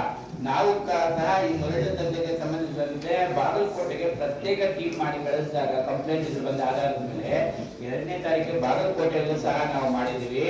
ಅಲ್ಲಿ ಸಹ 16 ಕಡೆ ಇನ್ಸ್ಪೆಕ್ಷನ್, 16 ಸರ್ವೆ ನಂಬರ್ ಇನ್ಸ್ಪೆಕ್ಷನ್ ಮಾಡಿದಾಗ ಅಲ್ಲಿ 5 ಕಡೆ ಅಕ್ರಮವಾಗಿ ಮರಳು ದಂಧೆ ನಡೀತಾ ಇರೋದು ನಮ್ಗೆ ಗಮನಕ್ಕೆ ಬರ್ತದೆ. ನಾವು 10 ಟಿಪ್ಪರ್ಗಳನ್ನ, 10 JCBಗಳನ್ನ, 2 ಬೋಟ್ ಮತ್ತು 2 ವೀಲರ್ಸ್ ಸಹ ನಮ್ಮ ಇನ್ಸ್ಪೆಕ್ಟರ್ ಸೆಲ್ವಮ್ ಅವರ ಇನ್ನಿತರ ಟೀಮ್ ಹೋಗಿ ಅದನ್ನೆಲ್ಲ ಸೀಸ್ ಮಾಡ್ಕೊಂಡು ಬಂದಿದ್ದೀವಿ ನಾವು. ಇದು ನಾವು ಮಾಡೋ ಕೆಲಸನಾ? ನಿಮ್ಮ ಆ ಚೆಕ್ ಪೋಸ್ಟ್ ಅಲ್ಲ, ಬೇರೆ ಸರ್ಕಾರಿ ಕೆರೆ ಅಂಗಳದಲ್ಲಿ ಕಾಲುವೆಗಳಲ್ಲಿ ಏನು ಮರಳು ಸಿಗ್ತದೆ ಅದೆಲ್ಲ ತೆಗಿತಾರೆ. ಅದೆಲ್ಲ ಜವಾಬ್ದಾರಿ ನಿಮ್ದು. ಇಲ್ಲಿ ತೆಗಿತಾರೆ, ಏನ್ ಮಾಡ್ತಾರೆ ಅಂತ ನೋಡ್ಕೊಳ್ಳೋ ಜವಾಬ್ದಾರಿ. ಯಾರೋ ಒಬ್ರು ಸಾರ್ವಜನಿಕರು ನಮಗೆ ದೂರು ಕೊಟ್ಟು ಆ ದೂರನ್ನ ಆದ್ಮೇಲೆ ನಾವು ಟೀಮ್ ರೆಡಿ ಮಾಡಿ ನಾವು ಎಲ್ಲ ಇಡೀ ರಾಜ್ಯದಂತ ನಾವು ಹೋಗ್ಲಿಕ್ಕೆ ಆಗ್ತದ? ನಿಮ್ಮ ಜವಾಬ್ದಾರಿ ಅಲ್ವಾ? ನೀವು ಅಪ್ಲಿಕೇಶನ್ಸ್ ಸರಿಯಾಗಿ ಮೇಂಟೈನ್ ಮಾಡಲಿಲ್ಲ ಅಂದ್ರೆ ಬೇರೆ ಇನ್ನೇನೆ ನೀವು ಇದು ಮಾಡ್ತೀರಿ? ರೂಲ್ಗಳು ಅಷ್ಟೇ ಮಾಡಿದ್ರೆ ಅಪ್ಲಿಕೇಶನ್ ಪೆಂಡಿಂಗ್ ಯಾವ ಇಲ್ಲ ಸರ್. 4-5 ಇರುತ್ತೆ ಅವು. ಅಂದರೆ NOCಗಳು ತಹಸೀಲ್ದಾರವರಿಂದ ಡಿಪಾರ್ಟ್ಮೆಂಟ್ ಬರೋದು ಸರ್. ಲ್ಯಾಂಡ್ ಇನ್ಸ್ಪೆಕ್ಷನ್ ಅಷ್ಟೇ ಪೆಂಡಿಂಗ್ ಸರ್, ಅಂತ ಪೆಂಡಿಂಗ್ ಇದೆ ಸರ್. ಮತ್ತು ಈ ಸಿಗ್ತಾರಲ್ಲ ಸರ್, ನೋಡಿ ಇದ್ರ ಬಗ್ಗೆ ವಿವರವಾದ ವರದಿ ಕೊಡಿ. ಇದು ಕಂಪ್ಲೇಂಟ್ ಬರ್ಬೇಕಾಗಿಲ್ಲ, ಇದು duty. You have to protect the interest of the ಇದಲ್ವಾ. ಮತ್ತೆ ಈಗ ನಾವು ನೀವು ಕಂಪ್ಲೇಂಟ್ ಕೊಟ್ಟರು ನಿಮ್ಗೆ ಲೆಕ್ಕಕ್ಕಿಲ್ಲ ಅಂತಂದ್ರೆ ಭಾರಿ ಕಷ್ಟ ಇದೆ. ನಿಮ್ಮ ಎಕ್ಸ್ಪ್ಲನೇಷನ್ ನೀನೇ ಕೊಟ್ಟರು ಎಕ್ಸೆಪ್ಟ್ ಮಾಡೋಕ್ಕಾಗಲ್ಲ. ನೀವು ಎಷ್ಟು ಮಾಡಿದ್ದೀರಿ ಅಂತ ಯಾರು ಕೇಳಲ್ಲ, ಏನು ಮಾಡಿಲ್ಲ ಅಂತ ಅಷ್ಟೇ ಕೇಳೋದು. 2 ಕೇಳೋದಷ್ಟೇ. ನೀವು ಮಾಡಿದ್ದು ಯಾರು ಕೇಳ್ತಾರ? ನಾನು ಕೆಲಸ ಮಾಡಿಲ್ಲ ಅಂದ್ರೆ ಅಷ್ಟೇ ಕ್ವಶನ್ ಮಾಡ್ತೀನಿ ನಾನು. ಇನ್ನು ಯಾವ ಕಂಪ್ಲೇಂಟ್ಸ್ ಈ ವಿಷಯದ ಬಗ್ಗೆ ಬರಬಾರ್ದಂತ. ಮತ್ತು ತೋಟಗಾರಿಕೆ ಇಲಾಖೆಗೆ ಬಂದಾಗ ಈ ಗವರ್ಮೆಂಟ್ ನಿಂದ ಬೇರೆ ಬೇರೆ ಹೆಡ್ಸ್ ಅಲ್ಲಿ ಬಂದದ್ದನ್ನ ಅದಕ್ಕೋಸ್ಕರ ಉಪಯೋಗಿಸಿದೆ, ಬೇರೆ ಬೇರೆ ಹೆಡ್ಗೆ ಉಪಯೋಗಿಸಿದ ಬಗ್ಗೆ ಕಂಡು ಬಂದಿದೆ. ಈ NMNF ಯೋಜನೆ ಅನುದಾನ ಹಣವನ್ನ ಸಮರ್ಪಕವಾಗಿ ಪೂರ್ಣ ಪ್ರಮಾಣದಲ್ಲಿ ಬಳಕೆ ಮಾಡಿಲ್ಲ. ಫಸ್ಟ್ ಅಲಾಟ್ಮೆಂಟ್ ಸಿಗಲ್ಲ, ನೀವು ಸಿಕ್ಕದನ್ನ ಯೂಸ್ ಮಾಡ್ಕೊಳ್ಳಿಲ್ಲ ಅಂತಂದ್ರೆ ತಪ್ಪಾಗುತ್ತೆ. ಮಣ್ಣು ಆರೋಗ್ಯ ಅಭಿಯಾನದ ಅನುದಾನದ ಹಣವನ್ನ ಸರಿಯಾಗಿ ಬಳಕೆ ಮಾಡಿಕೊಂಡಿಲ್ಲ. ರೈತ ಸಂಪರ್ಕ ಕೇಂದ್ರಕ್ಕೆ ಸರ್ಕಾರದಿಂದ ಬರುವ ಬೀಜ, ಗೊಬ್ಬರ, ಕೃಷಿ ಸಾಧನ, ಇತರೆ ಉಪಕರಣಗಳ ಬಗ್ಗೆ ಸರಿಯಾದ ಕಟ್ಟ ರಿಜಿಸ್ಟರ್ ಮೇಂಟೈನ್ ಮಾಡಿಲ್ಲ. ಅವಧಿ ಮೀರಿದ ಬೀಜ, ಗೊಬ್ಬರ, ಕೀಟನಾಶಕಗಳು ಅಲ್ಲಿ ಕಂಡು ಬಂದಿದೆ. ರೈತರಿಗೆ ವಿತರಣೆ ಮಾಡಬೇಕಾದ ಬೀಜಗಳನ್ನ ಸರಿಯಾಗಿ ವಿತರಣೆ ಮಾಡಿಲ್ಲ. ವಿತರಣೆ ಮಾಡಿದ ನಿಮ್ಮಲ್ಲೇ ಇದನ್ನು ಕಂಡು ಬಂದಿದೆ. JD ಅಗ್ರಿಕಲ್ಚರ್ ಈಗ NMNF ಸ್ಕೀಮ್ ಗ್ರಾಂಟ್ ಬಳಕೆ ಅಂದ್ರೆ ಸರ್, ಅದನ್ನ ಈಗಾಗಲೇ ಅಂದ್ರೆ ಕೃಷಿ ಸಖಿ ಅಂತ ಹೇಳಿ ನಾವು CRPs ತೊಗೊಂತೀವಿ ಸರ್. ಅವ್ರ ಸ್ಯಾಲ್ರಿದು ಒಂದು 16 ಲಕ್ಷ ಅಮೌಂಟ್ ಇದೆ ಸರ್. ಆಮೇಲೆ ಈಗ ರೈತರು ಏನು ಈಗ ನ್ಯಾಷನಲ್ ಫಾರ್ಮಿಂಗ್ ಅಳವಡಿಸ್ಕೊಂತಾರಲ್ಲ ಸರ್, ಅವರಿಗೆ ಪ್ರೋತ್ಸಾಹ ಅಂತ ಹೇಳಿ ಅವ್ರಿಗೆ ಸಹಾಯಧನ ಕೊಡೋದಿದೆ. ನಮ್ಮ ಇದರಿಂದ ಏನು ಸರ್ಟಿಫೈಯಿಂಗ್ ಏಜೆನ್ಸಿ, ಆರ್ಗ್ಯಾನಿಕ್ ಸರ್ಟಿಫೈಯಿಂಗ್ ಏಜೆನ್ಸಿದೀಗ ಅದು ಸರ್ಟಿಫಿಕೇಶನ್ ವರ್ಕ್ ನಡೀತಾ ಇದೆ ಸರ್. ಅದಾದಮೇಲೆ ಅದು 31 ಲಕ್ಷ ಈ 1 ಮಂತಲ್ಲಿ ಖರ್ಚಾಗುತ್ತೆ ಸರ್. ಶೋರ್ ಯಾವುದು ಲ್ಯಾಬ್ಸ್ ಮಾಡಲ್ಲ, ಯಾವುದು ಲ್ಯಾಬ್ಸ್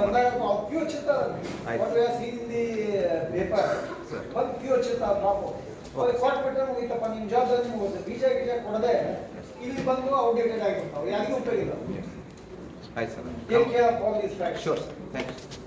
ಕೃಷಿ ನಿರ್ದೇಶಕರ ಕಚೇರಿಯಲ್ಲಿ 19/11/2025 MN grade foliar spray liquid 43,000 litre ಸ್ವೀಕೃತ ಹೊಂದಿದೆ. ಅದರ ಬಗ್ಗೆ ಸರಿಯಾಗಿ ಮೇಂಟೈನ್ ಮಾಡಿಲ್ಲ ರಿಜಿಸ್ಟರ್. ನೋಡಿ ಅದೇ ಹಂಚಿಕೆ ಮಾಡಿದ್ದು ಏನಾದ್ರು ಲೆಕ್ಕ ಕೊಟ್ಟು ಗೊತ್ತಾಗುತ್ತೆ. ನಮ್ಮ ಆನ್ಲೈನ್ ಆ್ಯಪ್ ಇದೆ ಸರ್, KKisan-ಅಲ್ಲಿ ಡಿಸ್ಟ್ರಿಬ್ಯೂಷನ್ ಅದೆಲ್ಲ ಅದರಲ್ಲಿ ಮಾಡ್ತಾರೆ ಸರ್. ಅದು ನೋಡಿ ಅದನ್ನು ಪರಿಶೀಲನೆ ಮಾಡಿ ಕ್ರಮ ತೆಗೆದು ಅದನ್ನ ರೈತರಿಗೂ ಗೊತ್ತಾಗುತ್ತೆ. ಈಗ ಆನ್ಲೈನ್ ನಮ್ಗೆ ನಿಮಗೆ ಗೊತ್ತಾಗ್ಬೋದು ವಿಷಯ. ಅವ್ರು ಬಂದಾಗ ಅದಕ್ಕೆ ಏನ್ ಬೇಕೋ ಅವ್ರಿಗೆ ಗೈಡ್ ಮಾಡ್ಬೇಕು. ನಿಮ್ಗೆ ಗೊತ್ತಿದೆ ಅದೇನಂತ ಹೇಳಿ. ಈಗ ಅಲ್ಲಿ ಇದಕ್ಕೂ ಹಾಗೆ ಆಯ್ತು, ಏನೋ ಸರ್ವರ್ ಆ್ಯಪ್ ಪ್ರಾಬ್ಲಮ್ ಇದೆ ಈ ಕಾರ್ಪೊರೇಷನ್. ಅದನ್ನ ಕಮ್ಯುನಿಕೇಟ್ ಆಗ್ಬೇಕು. ಈಗ ನನಗದು ಒಂದೇ ಆಸ್ತಿ, ನಾನು ಹೆಸರು ಕೊಟ್ಟಿದ್ದೀನಿ, ನನ್ನ ಹೆಸರು ನನಗದು ಒಂದೇ ಆಸ್ತಿ, ನನಗದ್ರ ಬಗ್ಗೆ ಭಾರಿ ಕ್ಯೂರಿಯಾಸಿಟಿ ಇರುತ್ತೆ. ನಾನು ಬರೀ ಅರಿತಾ ಇದ್ದೆ ಹ್ಯಾಂಗ ನಿಮ್ದು ಏನು ಪ್ರಾಬ್ಲಮ್ ಇದೆ ಅದನ್ನ ಈಗ ಗೈಡ್ ದಿ ಪೀಪಲ್ ಇನ್ನೂ ಹೆಚ್ಚಿನ ಅವೇರ್ನೆಸ್ ಮಾಡಿ. ಲಿಂಗಸೂರು ಕಚೇರಿಯಲ್ಲಿ ಸಕಾಲ ಅರ್ಜಿಗಳ ಬಗ್ಗೆ 6 ಅರ್ಜಿಗಳು, ಅವಧಿ ಮೇಲಿದ ಅರ್ಜಿಗಳು ಬಾಕಿ ಇದ್ದಾವೆ.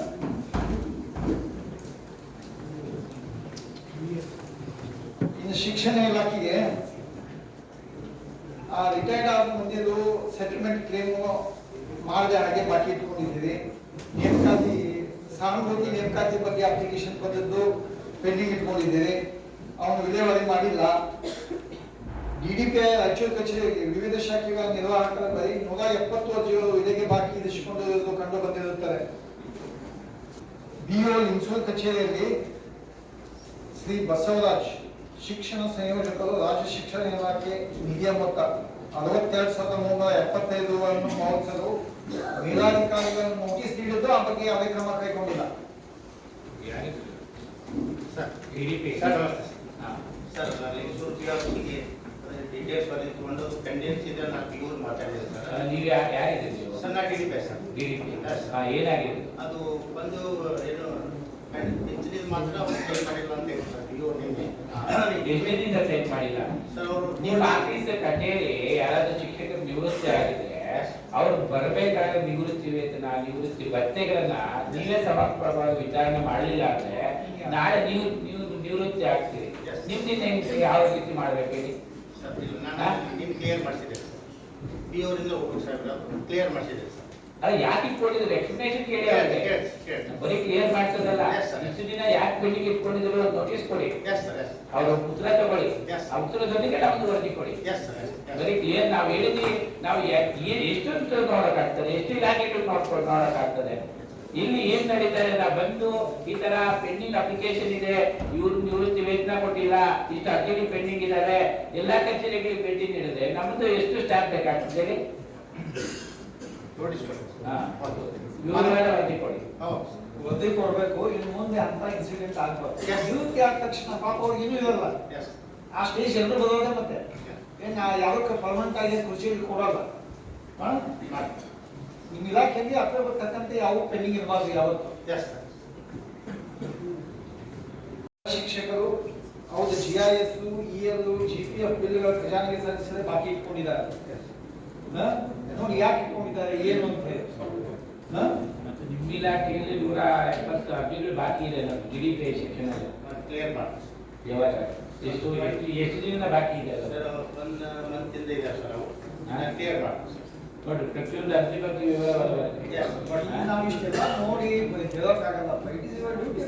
ಪ್ರತಿಯೊಂದು ಸೆಕ್ಷನ್ ಹೋಗೋಕ್ಕಾಗತ್ತಾ ನಮಗೆ? ಕ್ಲಿಯರ್ ಮಾಡಿ. ಅಲ್ಲ ಎಲ್ಲ ತಾಲೂಕು ಎಲ್ಲ BO ಕಚೇರಿಗಳಲ್ಲೂ ಕೂಡ ಎಷ್ಟೆಷ್ಟಿದೆ ಅಂತ ನೀವು ತಗೋಬೇಕು. ಮತ್ತೆ ಮಕ್ಕಳಿಗೆ ಬಂದಿರೋ ಯೂನಿಫಾರ್ಮ್ ಆಗಲಿ, ಶೂಸ್ ಆಗಲಿ, ಕಂಪ್ಯೂಟರ್ ಆಗಲಿ, ಟೇಬಲ್ ಆಗಲಿ ಪ್ರಮಾಣಪತ್ರವಾಗಿ ವಿತರಣೆ ಆಗಿದೆಯಾ ಇಲ್ಲ ಅನ್ನೋದ್ರ ಬಗ್ಗೆ ಪುನಃ ವರದಿ ಕೊಡಬೇಕು. ಸರ್ಕಾರದಿಂದ ಏನೇನು ಸವಲತ್ತುಗಳು ಬಂದಿದೆ ಅದನ್ನು ಸಮರ್ಪಕವಾಗಿ ಎಲ್ಲ ಮಕ್ಕಳೆಲ್ಲ ದೊರೆತಿದೆಯಾ, ಕೊಟ್ಟಿದ್ದೀರಾ, ಆ ಹೆಡ್ಮಾಸ್ಟರ್ಗಳಿಂದ ಸೈನ್ ಮಾಡ್ಕೊಂಡಿರೋದು ನಮ್ಗೆ ಅಕ್ನಾಲಜ್ಮೆಂಟ್ ಕೊಡ್ಬೇಕಾಗ್ತದೆ. ಇವಾಗ ಕೊಟ್ಟು ಪೂಜಾರಿ ಕೊಡೋದು ಅಂತ ಅಲ್ಲ, ಈ ಪರಿಸ್ಥಿತಿ ಆಗುತ್ತೆ ನೋಡಿ. ಸರ್ಕಾರದವರು ಕೊಟ್ಟಿದ್ದಾರೆ. ಸರ್ ಸೂಟ್ ಸ್ಟಾಕ್ಸು ಮುಖ್ಯೋಪಾಧ್ಯಾಯರ ಖರೀದಿ ಮಾಡಿ SDMC ಇದರಲ್ಲಿ ಕೊಟ್ಟಾಗಿದೆ ಸರ್. ಅದನ್ನು ಏನು ಅವರಿಗೂ ಸ್ಟೇಟ್ ಆಗ್ತದೆ, ಅದು ಬ್ಲಾಕ್ಗೆ ಹೋಗಿ ಮತ್ತು ಸ್ಕೂಲಿಗೆ ಕೊಟ್ಟಿದ್ದೀವಿ ಸರ್. 100% ಇದು ಆಗಿದೆ ಸರ್. ಈಗ ಮಾಹಿತಿ ಕೊಡ್ತೇವೆ, ದಾಖಲಾತಿ ಸಮೇತ ಮಾಡಿ. ಎಸ್ ಸರ್, ಕೊಡ್ತೇವೆ. ಸವಲತ್ತು ಅವ್ರಿಗೆ ತಲುಪಬೇಕು. ಎಸ್ BO ಆಫೀಸ್ SDMC ಶಾಲಾ ಮುಖ್ಯ ಗುರುಗಳ ಖಾತೆಯಿಂದ ಹಣ ಡ್ರಾ ಮಾಡಿ ಮಿಸ್ಯೂಸ್ ಮಾಡ್ಕೊಂಡು ಬಗ್ಗೆ ಗಮನ ಬಂದಿದೆ. ನೋಡಿ ಅದನ್ನ ಪ್ರಶ್ನೆ ಮಾಡಿ ಏನಿದೆ ಅಂತ ಹೇಳಿ. ಭೂ ದಾಖಲೆಗಳ ಇಲಾಖೆ ಬಗ್ಗೆ ಇಡಿಎಲ್ಆರ್ ಕಚೇರಿಯಲ್ಲಿ ದಾಖಲೆಗಳನ್ನು ಸಮರ್ಪಕವಾಗಿ ಸಂರಕ್ಷಿಸದೆ ಅಸಮರ್ಪಕವಾಗಿ ಇರಿಸಲಾದ ಬಗ್ಗೆ ಗಮನಕ್ಕೆ ಬಂದಿದೆ. ಯಾರು ಏರಿಯಲ್ಲ DDL ಯಾರಿದ್ದೀವಿ ಮಾಡಿಲ್ಲ ಅಂತ ಹೇಳಿ ಗಮನಕ್ಕೆ ಬಂದಿದೆ. Take care of maintaining the records in a ಎಷ್ಟು ಅರ್ಜಿಗಳು ಪೆಂಡಿಂಗ್ ಇದೆ ನಿಮ್ಮಲ್ಲಿ? ಸರ್ವೆ ಅರ್ಜಿಗಳು ಇಲ್ಲ ಸರ್, 7 days ಅಲ್ಲಿ ನಾವೆಲ್ಲ ರಿಲೀವ್ ಮಾಡ್ತಿದ್ದೀವಿ ಸರ್. ಅರ್ಜಿ ಕೊಟ್ಟಿದ್ಮೇಲೆ ಸರ್, ಈಗ ರೈತ ಒಬ್ಬರು ಅರ್ಜಿ ಕೊಟ್ಟಿದ್ಮೇಲೆ ವಿದಿನ್ 7 days ಅಲ್ಲಿ ನಾವು ವಿಲೇ ಮಾಡಿದ್ದೀವಿ ಸರ್. ವಿಲೇ ಮಾಡಿದ್ರೆ ಅಲರ್ಟ್ ಮಾಡಿದ್ದೀರಾ ಸರ್ವೆಗೆ? ಇಲ್ಲ ಸರ್, ಇದು record sir. Record roll. DDL ಆಗಿದ್ದೀರಾ? ಸರ್ ಏನಿಲ್ಲ ಸರ್. ಅಲ್ಲ ನಾನು ಹೇಳ್ತಾರೆ ಸರ್ವೆಗೆ ಎಷ್ಟು ಅರ್ಜಿಗಳು ಬಾಕಿ ಇದೆ ನಿಮ್ಮಲ್ಲಿ ಎಷ್ಟು ಹೇಳ್ತಾ ಇದ್ದೀನಿ? ಇಲ್ಲ ಸರ್, ಯಾವೂ ಇಲ್ಲ ಸರ್. ಯಾವೂ ಇಲ್ಲ, ಎಲ್ಲ ನಿರ್ವಹಣೆ ಮಾಡಿದ್ದೀರಿ. ಸರ್ ಅಲಾಟ್ಮೆಂಟ್ ಆಗಿರುತ್ತೆ ಸರ್. ಹಂಚಿಕೆ ಆಗಿದ್ರೆ ಹಂಚಿಕೆ ಆಗಿ ಕಂಪ್ಲೀಟ್ ಅದನ್ನೇ ಕೇಳ್ತಾ ಇದ್ದೀವಿ. ನಾವು ಎಲ್ಲ DDLR ಆಫೀಸನ್ನ ಇನ್ಸ್ಪೆಕ್ಷನ್ ಮಾಡಿದ್ದೀವಿ.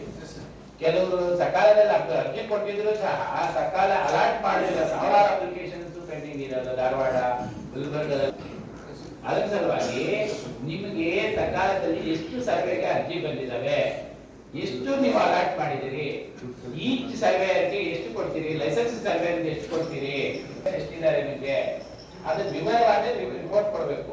ಮಿನಿಮಮ್ ಎಷ್ಟು ಅರ್ಜಿಗಳು ಕೊಡ್ತೀರಿ? ಒಂದು 42 ತಿಂಗಳಿಗೆ 30 application is a target sir monthly ಅವರಿಗೆ. ಮಂತ್ಲಿ 30 ಅಪ್ಲಿಕೇಶನ್ ಟಾರ್ಗೆಟ್ ಇದೆ. 23 ಸರ್. ಬಟ್ ಅವರಿಗೆ more than 23 ಅಲಾಟ್ಮೆಂಟ್ ಆಗುತ್ತೆ ಸರ್. ಅದು ಆಟೋ ಅಲಾಟ್ಮೆಂಟ್ ಇಂದಾನೆ ಆಗುತ್ತೆ. ಜಸ್ಟ್ ನಮ್ಮ ಆಫೀಸ್ ಇಂದ ಮೂವ್ ಮಾಡ್ತಾರೆ. ಅಲ್ಲ, ಆಟೋ ಅಲಾಟ್ಮೆಂಟ್ ಅವ್ರಿಗೆ ಆ 30 ಅಪ್ಲಿಕೇಶನ್ ಮುಗಿದ ಮೇಲೆ ಮತ್ತೆ ಆಟೋ ಅಲಾಟ್ಮೆಂಟ್ ತಗೊಳ್ಳೋದು. ಅದು ಪೆಂಡಿಂಗ್ ಇದ್ರೆ ಅದು ತಗೊಳ್ಳೋದಿಲ್ಲ. Yes sir. ಮತ್ತೆ ಅದು ಮುಗಿದರೆ ಎಲ್ಲ ನೋಡ್ಬೇಕಲ್ವಾ? ಅವ್ರಿಗೆ 30 days ಟೈಮ್ ಪೀರಿಯಡ್ ಇರುತ್ತೆ ಸರ್. ಅಪ್ಲಿಕೇಶನ್ ತಂದ ತಕ್ಷಣನೇ ಅವರಿಗೆ ಒಂದು ಟೈಮ್ ಪೀರಿಯಡ್ ಸ್ಟಾರ್ಟ್ ಆಗುತ್ತೆ. ವಿದಿನ್ 30 days ಅವರು ನೋಡಿ, ಎಲ್ಲ ಜಿಲ್ಲೆಯಲ್ಲಿ ಎಲ್ಲ ಏರಿಯಾದ ಹತ್ರ ಎಷ್ಟು ಅರ್ಜಿಗಳು, ಎಷ್ಟು ಸರ್ವೆ ಗೌರ್ಮೆಂಟ್ ಸರ್ವೇಯರ್ಸ್ ಇದ್ದಾರೆ, ಎಷ್ಟು ಲೈಸೆನ್ಸ್ ಸರ್ವೇಯರ್ಸ್ ಇದ್ದಾರೆ, ಎಷ್ಟು ಅಲಾಟ್ ಮಾಡಿದ್ದೀರಿ ನೀವು, ಅದರ ವಿವರವಾದ ಬರ್ತದೆ. ನೀವೇಲ್ವಾ ಈ ಇಡಿಎಲ್ಆರ್ ಇವರು ರಾಯಚೂರು ಏರಿಯಾದಲ್ಲಿ ಮೈಸೂರಲ್ಲಿ ಅಪ್ಲಿಕೇಶನ್ ಕೊಟ್ಟಿದ್ದಲ್ಲ, ನೀವು ವರ್ಕ್ ಕಂಡಕ್ಟ್ ಮಾಡಿಲ್ಲ ಅಂತ ನಿಮ್ಮ ಮುಂದೆನೆ ಬಂದಿದ್ದ, ನೀವು ಭೇಟಿನೂ ಮಾಡಿಸಿದ್ದೆ ನಾನು. ಅಪ್ಲಿಕೇಶನ್ ಕೊಟ್ಟು ನಾನು ತುಂಬಿದ್ದು ಸಹಿತ ಈಗ not conducted the survey work. Sir ಲಿಂಗಸೂರಲ್ಲಿ ಸರ್ ತಾವು ಬಂದಾಗ ಸರ್, ಸರ್ ಲಿಂಗಸೂರಲ್ಲಿ ತಾವು ಬಂದಾಗ ಸರ್ ಒಬ್ಬರು ರೈತರು ಬಂದಿದ್ರು ಸರ್. ಅದೇ ರೈತ ಬಂದಿದ್ದಾರೆ. Yes sir, already we have been made sketch sketch already ಅಳತೆ ಆಗಿದೆ ಸರ್. ಅವರು ಆನ್ಲೈನಲ್ಲಿ ಏನಾದರೂ ಮತ್ತೆ ಅವರು ತಮ್ಮ ಮುಂದೆ ಏನಾದರೂ ಪ್ರಿಂಟ್ ತೆಗೆದು ಕೊಟ್ಟಿದ್ದೀನಿ ಸರ್. ಅಲ್ಲ, ಮೊದಲೇ ಯಾಕೆ ಕೊಡೋದಿಲ್ಲ? ನಾವು ಬಂದು ಕೊಡಿಸ್ಬೇಕಲ್ಲ. ಇಲ್ಲ ಸರ್, ಅದು ಆನ್ಲೈನಲ್ಲಿ ಆನ್ಲೈನ್ ಅಲ್ಲಿ ಕೊಡ್ತದೆ, ಆನ್ಲೈನ್ ಅಲ್ಲಿ ಸ್ಕೆಚ್ ಬರ್ತದೆ, ಅಪ್ಲೋಡ್ ಮಾಡಿದೀವಿ ತಗೊಳ್ಳಿ ಅಂತ ಕೊಟ್ಟಿದ್ದೀವಿ ಸರ್. ಅದೇ ನೋಡಿದ್ರೆ ಮಾಡ್ಬಿಡೋದು, ತಂಪು ಕೊಡೋದಿಲ್ಲ. ಅಲ್ಲಿ ಪೆಂಡಿಂಗ್ ಒಂದು ತಿಂಗಳಾನಗಟ್ಟೆ ತಂಪು ಕೊಡೋದಿಲ್ಲ. ಸರ್ ಆಲ್ರೆಡಿ ಹೇಳ್ತೀರಾ 1 year back already it has been approved sir. ಅದು ಸೊ ಅದು ಮತ್ತೆ ಅವರು ಆನ್ಲೈನಲ್ಲಿ ಏನಂದ್ರೆ ಅವರಿಗೆ ನಿಮ್ಗೆ ಕೆಲಸ ಆಗಿದೆ ಅಂತ ಹೇಳ್ಬಿಟ್ಟು ಪ್ರಿಂಟ್ ಆಗಿಬಿಡ್ತೀವಿ. ಇಡಿಎಲ್ಆರ್ ದೇವದುರ್ಗದಲ್ಲಿ 196 applications are pending for disposal. ಇರ್ಕಾದು ದೇವದುರ್ಗ 196 ಅಂತ ಇದೆ ಫಿಗರ್. ಅಂದ್ರೆ ರೆಗ್ಯುಲರ್ ಮೂವ್ಮೆಂಟ್ ಅಲ್ಲಿ ಲಾಗಿನ್ ಅಲ್ಲಿ ಇರೋದು, ಅಂದ್ರೆ ಸರ್ವೇರ್ ಅಪ್ಲೋಡ್ ಮಾಡಿದ್ಯಾ ಸರ್ಕಾರಲ್ಲಿ ಸೂಪರ್ವೈಸರ್ ಲಾಗಿನ್ ಅಲ್ಲಿ ಮತ್ತೆ ADLR ಲಾಗಿನ್ ಆನ್ಲೈನ್ ಡಿಸ್ಪೋಸಲ್ ಆಗುತ್ತೆ ಸರ್. ಅದನ್ನ ಈಗ ಆಲ್ರೆಡಿ ನಾವು ಕ್ಲಿಯರ್ ಮಾಡಿದ್ದೀವಿ ಸರ್. ಒಂದು 20-30 ಅಷ್ಟೇ ಬಾಕಿ ಇದೆ ಸರ್. ಕ್ಲಿಯರ್ ಅಂದ್ರೆ ಇವಾಗ ನಿಮ್ಮ ಇಲಾಖೆಯಿಂದ ಏನಾದ್ರು ಮಾಹಿತಿ ತಗೋಬೇಕಾಗ್ತದೆ. ನೇಮ್ ಚೇಂಜು, ಈ ತರ ಏನೋ ಒಂದು RTC ಕರೆಕ್ಷನ್ ಎಸಿಗೆ ಕಳಿಸ್ಬಿಡೋದು. ಮತ್ತೆ ಅದು ಬಂದಿದೆ ಇಲ್ಲ ಗೊತ್ತಿಲ್ಲ, ನೀವು ಡಿಸ್ಪೋಸ್ ಮಾಡ್ಬಿಡ್ತೀರಿ.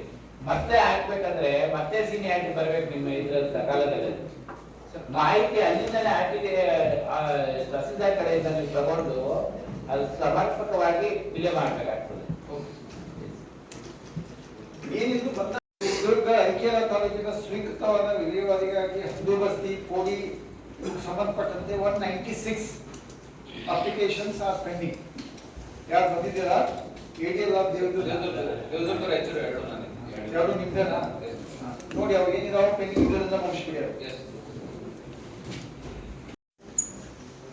ಇನ್ನ ಆರೋಗ್ಯ ಇಲಾಖೆಗೆ TLC ಗರ್ಭೋಳ ವೈದ್ಯಾಧಿಕಾರಿಗಳ ಹುದ್ದೆ ಖಾಲಿ ಇದ್ದು ಹೊರಗುತ್ತಿಗೆ ವೈದ್ಯಾಧಿಕಾರಿಗಳು ಕಾರ್ಯನಿರ್ವಹಿಸುತ್ತಿದ್ದಾರೆ. ಅವರು ಸಮರ್ಪಕವಾಗಿ ಕಾರ್ಯನಿರ್ವಹಿಸ್ತಾ ಇಲ್ಲ. ಗರ್ಭೋಳ PLCಗೆ ಗೌರ್ಮೆಂಟ್ ನವರು ಎಲ್ಲಾ ಯಂತ್ರಗಳನ್ನ ಕೊಟ್ಟಿದ್ದಾರೆ, ಅವನು ಉಪಯೋಗನೇ ಮಾಡಕ್ ಹೋಗಿಲ್ಲ. ಹಂಗೆ ಹೇಗಿದಾವೋ ಅವ್ನು ತಗೊಂಡು ಅಲ್ಲೇ ಇಟ್ಬಿಟ್ಟಿದ್ದೀವಿ. ಅಲ್ಲಿ ಹೋಮಿಯೋಪತಿ ಡಾಕ್ಟರು ಅಲೋಪತಿಕ್ ಟ್ರೀಟ್ಮೆಂಟ್ ಕೊಡ್ತಾ ಇದ್ದದ್ದು ಕಂಡು ಬಂದಿದೆ. ಈ use to give prescription allopathy medicine ಹಾಕಿ. ದೇವದುರ್ಗ ಆಸ್ಪತ್ರೆಯಲ್ಲಿ ಬಾಣಂತಿಯರಿಗೆ ಬಿಸಿಲಿನ ವ್ಯವಸ್ಥೆ ಇಲ್ಲ, ಸರಿಯಾದ ಶೌಚಾಲಯ ವ್ಯವಸ್ಥೆ ಇಲ್ಲ.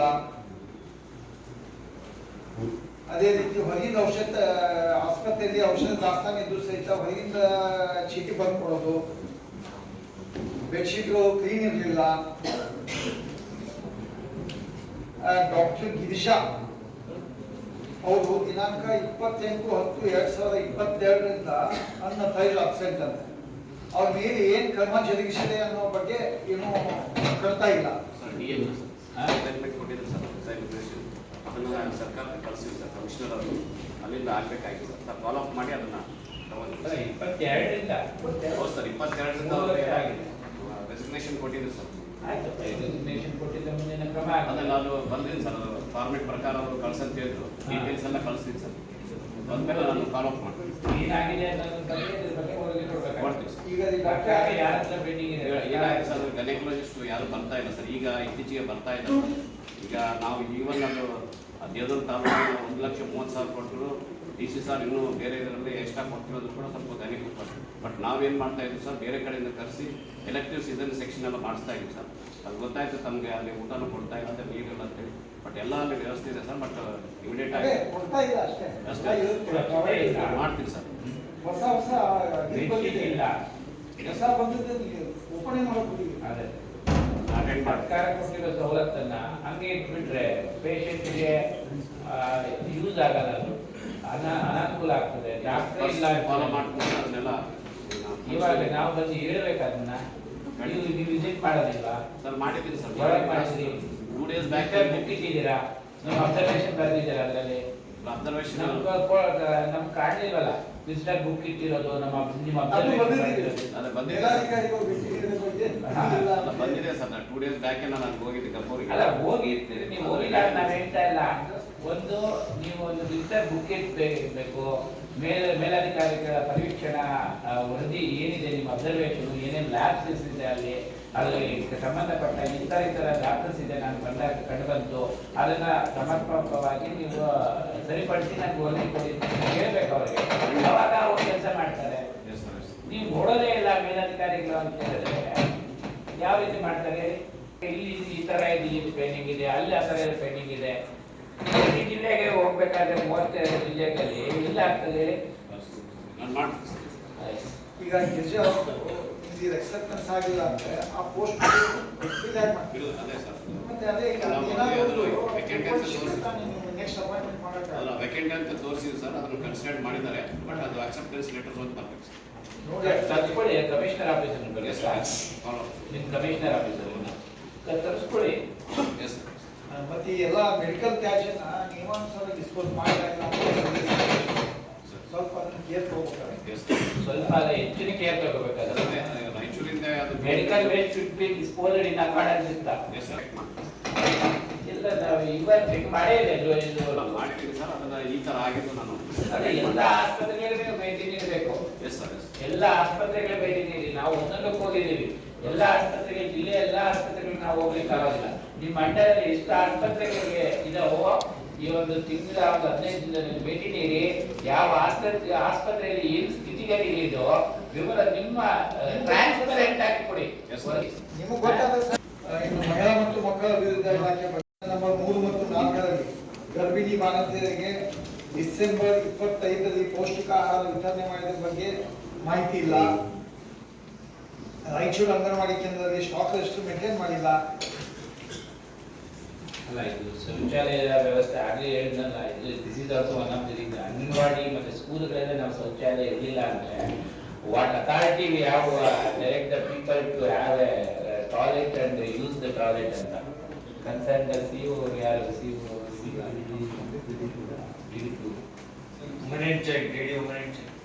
Deputy director. ಓಕೆ ಸರ್, ಈಗ ಅದನ್ನ ಈ ಸರಿ ಟಾಯ್ಲೆಟ್ ಮತ್ತು ಮೂಲಭೂತ ಸೌಕರ್ಯದ ಬಗ್ಗೆ ಈಗ ನಮ್ದು 15 ಫೈನಾನ್ಸಿಯಲ್ ಆಕ್ಷನ್ ಪ್ಲಾನ್ ಸೇರಿಸ್ಕೊಂಡಿದ್ದೀವಿ ಸರ್. ಈಗ ಅಲ್ಲ, ನೀವು ಅಂಗನವಾಡಿಯಲ್ಲೇ ಟಾಯ್ಲೆಟ್ ಇಲ್ಲ ಅಂದ್ರೆ ಅಂಗನವಾಡಿ ಚಾಲನೆ ಮಾಡಬೇಕಾದ್ರೆ ಟಾಯ್ಲೆಟ್ ಬೇಕು ಅಂತ ಗೊತ್ತಿಲ್ವಾ? ಈ ಹಿಂದೆ ಹಾಗೆ ಮಾಡ್ಬಿಟ್ಟಿದ್ದಾರೆ ಸರ್, ಅದನ್ನ ಈಗ ಆಕ್ಷನ್ ಪ್ಲಾನ್ ಸೇರಿಸ್ಕೊಂಡು. ನೀವು ಎಷ್ಟು ವರ್ಷಗಳಿಂದ ಇದರಲ್ಲಿ? 1 year ಇದ್ದೀವಿ ಸರ್. 1 ವರ್ಷದಿಂದ ನಿಮಗೂ ಗೊತ್ತಾಗಿಲ್ಲ ಸರ್, ಅದನ್ನ ಈಗ ನಮಗೆ ಕೊಟ್ಟಿದ್ದಾರೆ. ನಿಮಗೆ ಟಾಯ್ಲೆಟ್ ಇಲ್ಲ, ನೀವು ಯಾರು ನೀರು ಕುಡಿಯೋ ನೀರು ವ್ಯವಸ್ಥೆ ಇಲ್ಲ, ಅದನ್ನೂ ಬೇಕಾಗ್ತದೆ ಸಾಹೇಬ್ರೆ ಬಂದು ತೋರಿಸ್ಬೇಕು ನಿಮ್ಗೆ ಅಲ್ವಾ? ನಿಮಗೆ ಅರಿವಿರೋದಿಲ್ಲ, ಏನ್ ಕೊಡ್ಬೇಕು, ಟಾಯ್ಲೆಟ್ ಪ್ರೊವೈಡ್ ಮಾಡ್ಬೇಕು ಅದು ಗೊತ್ತಿರ್ಲಿಲ್ವಾ? ಗೊತ್ತಿದ್ರೆ ಸುಮ್ಮನೆ ಇದ್ರ? ಇವಾಗ ನಾವಿವಾಗ ಬರ್ಲಿಲ್ಲ ಅಂದ್ರೆ ಇನ್ನೊಂದ್ 2-3 ವರ್ಷ ಅದ್ರನ್ನ ಹಂಗೆ ಇರ್ತಾ ಇತ್ತಲ್ಲಿ. ಈ ತರ ಎಷ್ಟು ಅಂಗನವಾಡಿಗಳಲ್ಲಿ ಟಾಯ್ಲೆಟ್ ಇರೋದಿಲ್ಲ, ಎಲ್ಲ ವಿವರವಾದ ನೀವು ಬರ್ದು ಕೊಡ್ಬೇಕಾಗ್ತದೆ. ಎಲ್ಲ ಇನ್ಸ್ಪೆಕ್ಷನ್ ಮಾಡ್ಬೇಕು. ನಾವು ಇವಾಗ ಎಲ್ಲ ಎಷ್ಟು ಗ್ರಾಮ ಪಂಚಾಯತ್ ಇದೆಯೋ, ಎಷ್ಟು ಅಂಗನವಾಡಿ ಇದೆಯೋ, ಎಲ್ಲಕ್ಕೂ ನಾವು ಭೇಟಿ ನೀಡ್ಲಿಕ್ಕೆ ಆಗೋದಿಲ್ಲ. ಮೇಲಧಿಕಾರಿಗಳು ನಿಮ್ಗೆ ಕರ್ತವ್ಯ ಅದು. ನೀವು ಹೋಗಿ ಭೇಟಿ ನೀಡಿ ನಮ್ಗೆ ವರದಿ ಕೊಡ್ಬೇಕಾಗ್ತದೆ. ನೀವು ಫಾಲ್ಸ್ ವರದಿ ನೀಡಿದ್ರೆ ನಮ್ಮ SP ಕಡೆಯಿಂದ ನಾವು ಫರ್ದರ್ ಎನ್ಕ್ವೈರಿ ಮಾಡಿಸ್ತೀವಿ. ಯಾರೇ ನೋಡಿ, ಯಾವುದೇ ವಿಚಾರದಲ್ಲಿ ಇದೊಂದೇ ಅಲ್ಲ, ಈ ಪ್ರಕರಣದಲ್ಲಿ ಪ್ರತಿಯೊಬ್ಬರಿಗೂ ಸಹ ಏನಿದೆಯೋ ಅದನ್ನ ವರದಿ ಕೊಡ್ಬೇಕಾಗ್ತದೆ. ನಮ್ಮ ಪೊಲೀಸ್ ಇಲಾಖೆಯಿಂದ ನಾವು ಮತ್ತೆ ಇನ್ಸ್ಪೆಕ್ಷನ್ ಮಾಡಿಸಿ ವರದಿ ಕೊಡ್ತೀವಿ. ನೀವು ಕೊಟ್ಟಿರುವ ವರದಿ ಸುಳ್ಳು ಅಂತ ಗೊತ್ತಾದ್ಮೇಲೆ ಮತ್ತೆ ಫೋರ್ಜರಿ ಪ್ರಕರಣ ಮೇಲೆ ನೋಂದಣಿ ಆಗ್ತದೆ. False information to the Lokayukta office ಅಂತ. ದುರ್ದೈವ ಇಷ್ಟು 21ನೇ ಶತಮಾನದಲ್ಲಿ ಸಹ ಶಾಲಾ ಕಾಲೇಜುಗಳಲ್ಲಿ ಮತ್ತೆ ಅಂಗನವಾಡಿಗಳಲ್ಲಿ ಟಾಯ್ಲೆಟ್ಸ್ ಇಲ್ಲ ಅಂತ ಹೇಳೋದಕ್ಕೆ. ಅಂಗನವಾಡಿ ಕೇಂದ್ರದಲ್ಲಿ ಮೇ 25 ನಂತರ ಡಾಕ್ಟರ್ಸ್ ಹೋಗಿ ಅವ್ರ ಆರೋಗ್ಯ ತಪಾಸಣೆ ಮಾಡಿಸಿದ ಬಗ್ಗೆ ಕಂಡು ಬರಲ್ಲ. CDPO ಕಚೇರಿ ದೇವದುರ್ಗದಲ್ಲಿ ಮಾಹಿತಿ ಹಕ್ಕಿನಡಿ ಅರ್ಜಿ ವಿಲೇವಾರಿ ಅತಿ ಕಳಪೆ ಮಟ್ಟ. ಅದಕ್ಕೆ ಬಂದದ್ದು ಪೋಸ್ಟಲ್ ಆರ್ಡರ್ ಸಹಿತ ಅವ್ರು ಕಳಿಸ್ಕೊಡಲ್ಲ. ಅದೇ ಕಟ್ಟದಲ್ಲೇ ಇದೆ. ಟೈಮಲ್ಲಿ ಹೋಗ್ಬಿಡ್ತಾವ. ಟೈಮ್ ಲಿಮಿಟೇಷನ್ ಅಷ್ಟೊಂದು ನಾನು ಇಲ್ಲ ಅಂದ್ರೆ ಏನ್ ಮಾಡೋದು? ಅವ್ರು ಕೊಟ್ಟಿದ್ದು ಫೀನು ಸರ್ಕಾರಕ್ಕೆ ಜಮಾ ಆಗಲ್ಲ. ಅಷ್ಟೊಂದು ನೆಗ್ಲಿಜೆಂಟ್ ಅಂತ. ಅವ್ರು ಕೊಟ್ಟಿದ್ದು ಮಾಹಿತಿ ಅಂತೂ ಕೊಟ್ಟಿಲ್ಲ. ಈ ಪೋಸ್ಟಲ್ ಆರ್ಡರ್ ಎನ್ಕೇಶ್ಮೆಂಟ್ಗೆ ಹಾಕಿಲ್ಲ. ಅಲ್ಲಿ ಕರ್ತವ್ಯ ಹಂಚಿಕೆ ಕುರಿತು ಯಾವುದೇ ಆಫೀಸ್ ಆರ್ಡರೇ ಆಗಿಲ್ಲ. ಒಂದು ಯಾವುದೋ ಫೋಟೋ ವಿದೌಟ್ ಸಿಗ್ನೇಚರು ಯಾವುದೋ 24-25 ಕೊಟ್ಟರು. ಅದಕ್ಕೇನು ಇಲ್ವೇ ಇಲ್ಲ, ಹಿಂದೂ ಇಲ್ಲ ಮುಂದೂ ಇಲ್ಲ. ಆ ಕನ್ಸರ್ನ್ ಕೇಳಿದಾಗ ನಮಗೇನು ಗೊತ್ತಿಲ್ಲ ಅಂತ ಹೇಳ್ತಾರೆ. It shows that you have given false work allotment sheet to the Lokayukta office. Stock register ಸರಿಯಾಗಿ ಮೇಂಟೈನ್ ಮಾಡಿಲ್ಲ. ಅಲ್ಲೇನೋ ಎಲ್ಲೋ 60 TV ಬಂದಿದ್ದಾರೆ. ಯಾವಾಗ 19/9/2025ಕ್ಕೆ ಏನ್ ಮಾಡ್ಬೇಕು ಅದನ್ನ ಕ್ರಮ ತಗೊಂಡು ಕೊಟ್ಬಿಡ್ಬೇಕು. ನೀವು ಇನ್ನೊಂದು 6 ತಿಂಗಳು ಎಲ್ಲ ಔಟ್ಡೇಟೆಡ್ ಆಗಿಬಿಡ್ತಾವೆ, ಹೋಗೇ ಬಿಡ್ತಾವೆ. ಈಗಾಗಲೇ 3.5 ತಿಂಗಳು ಆಯ್ತು ಅವ್ನು ಇಟ್ಕೊಂಡು. ಅವನ್ನ ವಿಲೇ ಮಾಡಿ ಎಲ್ಲಿ ಹಂಚಬೇಕಲ್ಲ ಹಂಚೇ ಇಲ್ಲ. ಇನ್ನು ವಿದ್ಯಾರ್ಥಿ ವಸತಿ ನಿಲಯ ಮತ್ತು ವಸತಿ ಶಾಲೆಗಳ ಬಗ್ಗೆ ಹೇಳೋದಾದ್ರೆ, ಲಿಂಗಸೂರಿನ ಸಮಾಜ ಕಲ್ಯಾಣ ಇಲಾಖೆ ಮೆಟ್ರಿಕ್ ನಂತರದ ಬಾಲಕಿಯರ ವಸತಿ ನಿಲಯದ ಮುಂದೆ ವಿದ್ಯುತ್ ದೀಪದ ವ್ಯವಸ್ಥೆ ಇಲ್ಲ. ಎರಡೂ ಬದಿಗೆ ಕೊಳಚೆ ನೀರು ಹರಿಯುತ್ತಿದ್ದು. ಯಾರು ಡೆಪ್ಯೂಟಿ ಡೈರೆಕ್ಟರ್ ಸಂಬಂಧ ಮತ್ತೆ ಇದು ದೀಪ ಇಲ್ಲ. 2 ವರ್ಷ ಎಲ್ಲ ಚರಂಡಿ ಎಲ್ಲ ಅಲ್ಲೇ ಇದ್ರೆ ಸಂಬಂಧಪಟ್ಟ ಇಲಾಖೆಗೆ ಹೇಳಿ ಅದನ್ನ ಸರಿ ಮಾಡ್ಲಿಕ್ಕೆ ಆಗಿಲ್ವಾ? ಮಾಡ್ಬೋದಾಗಿತ್ತು, ಯಾಕೆ ಮಾಡಲ್ಲ? ನಿರ್ಲಕ್ಷ್ಯತನ ಮತ್ತೆ ಲಾಸ್ಟ್ ವೀಕ್ ಹೋಗಿದ್ದೆ ಸರ್ ನಾನು. ಹೋಗಿ ಏನ್ ಮಾಡಿದ್ರಿ ಸರ್? ಅದು ಅಸಿಸ್ಟೆಂಟ್ ಡೈರೆಕ್ಟರ್ ಹೇಳಿದ್ರು ಸರ್, ಅವರು CMC ಲೆಟರ್ ಹಾಕಿದ್ರು. ಅಲ್ಲ, ರೈಟಿಂಗ್ ಅಲ್ಲಿ ಏನಾದ್ರು ಕೊಡ್ಬೇಕಲ್ವಾ? ನೀವು ಓದಿದೀವಿ, ಅಸಿಸ್ಟೆಂಟ್ ಡೈರೆಕ್ಟರ್ ಹೇಳಿದೀವಿ, ಅವರು ಬರಲಿಲ್ಲ ಅಂದ್ರೆ ಕೊಟ್ಟಿದ್ದಾರೆ ಸರ್, ತಾಲೂಕಾ ಹೇಳಿ ಕೊಟ್ಟಿದ್ದಾರೆ ಸರ್. ಏನ್ ಕೊಟ್ಟಿದ್ದಾರೆ ಸರ್? CMC ಲೆಟರ್ ಕೊಟ್ಟಿದ್ದಾರೆ ಸರ್. ಪುರಸಭೆಯವರಿಗೆ ಹಾ. ಕ್ಲೀನ್ ಮಾಡಲಿಕ್ಕೆ ಕೊಟ್ಟಿದ್ದಾರೆ ಸರ್. ನಮಗೊಂದು ಕಾಪಿ ನೋಡಿ CMC ಅವರು ಯಾರಿದ್ದಾರೆ ನೋಡಿ. ಈಗ ಈ ಲೆಟ್ರ್ ಬರೆಯೋದು ಬಿಟ್ಬಿಡು. Letter formal sake documentation purpose ಅಷ್ಟೇ. ಕಮಿಷನರ್ ಅವರಿಗೆ ಇಲ್ಲ ಇಲ್ಲ ಲಿಕ್ಸುಗೂಸ್ CMC ಯಾರು ಚೀಫ್ ಆಫೀಸರ್ ಯಾರಿದ್ದಾರೆ? ಏನ್ ಪತ್ರ ಬಂದಿದೆ ಅಂತ ಏನ್ ತಿಳ್ಕೊಬೇಕಲ್ವಾ ನೀವು? ಯಾರು ಅಂತ ಕೇಳ್ತಾ ಹಂಗೆ ಇದ್ದೀರಲ್ಲ. ನೋಡ್ತೀವಿ ಸರ್, ಬಂದಿಲ್ಲ ಸರ್ ನಾನು. ನಿಮ್ಗೆ ಗೊತ್ತೇ ಇಲ್ಲ. ಯಾವಾಗ ಬಂದಿರಿ? ಪತ್ರ ತಂದಿದ್ದೀರಾ ನೀವು? ಇಲ್ಲ ಸರ್, ನಾನು ಯಾವಾಗ ಬಂದಿದ್ರಿ? ಇಟ್ಕೊಳ್ಳಿ ಸರ್. ಲಾಸ್ಟ್ ವೀಕ್ AD ಹಾಕ್ಸಿದ್ದೀನಿ ಸರ್. ಅವ್ರು ಹಾಕಿದ್ದಾರೆ ಎಲ್ಲ ಗೊತ್ತಿದೆ ನಿಮ್ಗೆ? ಸರ್ ಹಾಕಿದ್ದಾರೆ ಸರ್. ನಾನು ಎಲ್ಲಿ ಯಾವಾಗ ಹಾಕಿದ್ದಾರೆ? ಕಾಪಿ ಕೊಡಿ. ಸರ್ ಕೊಡ್ತೀನಿ ಸರ್. ಅವ್ರು ಹೋಗಿದ್ರೆ ಅವ್ರು ಗೊತ್ತೇ ಇರುವಂತಲ್ಲ. ಇದೇ ಕೋಆರ್ಡಿನೇಷನ್, ಸಮನ್ವಯದ ಕೊರತೆ, ಇಲಾಖಾ ಅಧಿಕಾರಿಗಳೊಂದಿಗೆ ಸಮನ್ವಯದ ಕೊರತೆ ಅನ್ನೋದು ಇದೆ. ನೀವು ಯಾರಿಗೋ ಒಂದು ಸಂಬಂಧಪಟ್ಟ ಒಂದು ಲೆಟರ್ ಬರೆಯೋಕೆ ಹೇಳೋದು, ಅವ್ರು ಬರ್ದಿದ್ದಾರೋ ಇಲ್ಲ ಗೊತ್ತಿಲ್ಲ. ಅವ್ರು ಬರ್ದಿದ್ರು ರೀಚ್ ಆಗಲ್ಲ, ರೀಚ್ ಆದ್ರೂ ಅವ್ರು ತೆಗೆದು ನೋಡೋದಿಲ್ಲ ಅಂತ. ಮಕ್ಕಳು ಅಲ್ಲಿ ಒಂದು ಲೈಟ್ ಸಹ ಇಲ್ಲದೆ ಕತ್ಲೆಯಲ್ಲಿ ಇರ್ಬೇಕು. ಯಾವಾಗ ಅಟೆಂಡ್ ಮಾಡತ್ತಪ್ಪ? ನಾಳೆ ಅಟೆಂಡ್ ಮಾಡಿ ವರದಿ ಕೊಡ್ಬೇಕು ನಮ್ಗೆ. ಸಮಾಜ ಕಲ್ಯಾಣ ಇಲಾಖೆ ಮೆಟ್ರಿಕ್ ನಂತರದ ಬಾಲಕಿಯರ ವೃತ್ತಿಪರ ವಸತಿ ನಿಲಯದಲ್ಲಿ ಊಟದ ವ್ಯವಸ್ಥೆ ಸರಿಯಾಗಿಲ್ಲ, ಗುಣಮಟ್ಟ ಸರಿಯಾಗಿಲ್ಲ ಅಂತದ್ದು. ಸಮಾಜ ಕಲ್ಯಾಣ ಇಲಾಖೆ ಸರ್ಕಾರಿ ಮೆಟ್ರಿಕ್ ನಂತರದ ಬಾಲಕರ ವಸತಿ ನಿಲಯ ದೇವದುರ್ಗ ಭೋಜನಾಲಯದಲ್ಲಿ ವಿದ್ಯಾರ್ಥಿಗಳಿಗೆ ಊಟ ಮಾಡಲು ಡೈನಿಂಗ್ ಟೇಬಲ್ ಅಥವಾ ಕುರ್ಚಿನೇ ಇಲ್ಲ ಅಲ್ಲಿ. ಊಟದ ಗುಣಮಟ್ಟನು ನಾವು ಪರಿಶೀಲಿಸಿದಾಗ ಸರಿ ಇರಲಿಲ್ಲ ಅಲ್ಲಿ. ಸ್ವತಃ ಪರಿಶೀಲಿಸಿದ್ವು. ಮಧ್ಯಾಹ್ನ ಬಂದಾಗ ಅಲ್ಲಿ ಪರಿಶೀಲಿಸಿದಾಗ ಅದು ಇರಲಿಲ್ಲ. ಇನ್ನು ಹಿಂದುಳಿದ ವರ್ಗಗಳ ಮೆಟ್ರಿಕ್ ನಂತರದ ಬಾಲಕರ ವಸತಿ ನಿಲಯ ಯರಮಲ ಇದು ಮುಂಚೆ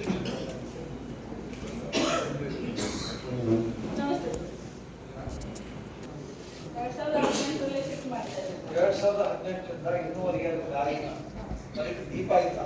ಯಾರು 3 ಫ್ಲೋರ್ ಇದೆ ಅದು ಬಿಲ್ಡಿಂಗ್. ಮತ್ತೆ ಅದಕ್ಕೆ ಏನು ನೀವು ಕೊಡಲೇ ಇಲ್ಲ ಅಂತಂದ್ರೆ ಹುಡುಗರು ಹೋಗ್ಬೇಕು, ಯಾರಿಗೆ ಬರ್ಬೇಕು, ಯಾಕೆ? ಅಲ್ಲ, ಇಷ್ಟೆಲ್ಲ ಪ್ರಾಬ್ಲಮ್ ಇದೆ ಅಂತ ನಮ್ಮ ಮೇಲಾಧಿಕಾರಿಗಳಾಗಲಿ ಜಿಲ್ಲಾಧಿಕಾರಿಗಳಿಗಾಗಲಿ ನೀವು ವರದಿ ಮಾಡಿದ್ದೀರಾ?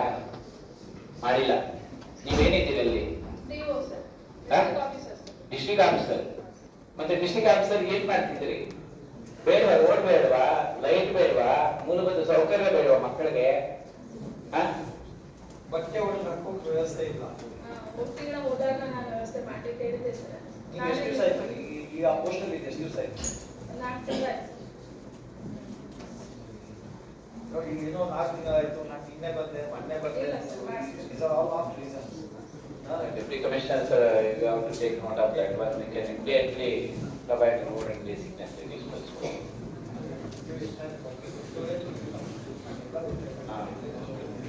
ನೋಡಿ, ಎಲ್ಲಾ ಹಾಸ್ಟೆಲ್ ಅಲ್ಲಿ ನಾವು ಎಲ್ಲಾ ಕಡೆ ಹಾಸ್ಟೆಲ್ ಇನ್ಸ್ಪೆಕ್ಷನ್ ಮಾಡಿದಾಗ ಮಕ್ಕಳಿಗೆ ಹೆಣ್ಮಕ್ಳ ವಿದ್ಯಾರ್ಥಿ ನಿಲಯದಲ್ಲಿ ಸಪ್ಲೈ ಮಾಡ್ತಾ ಇಲ್ಲ ಸರ್.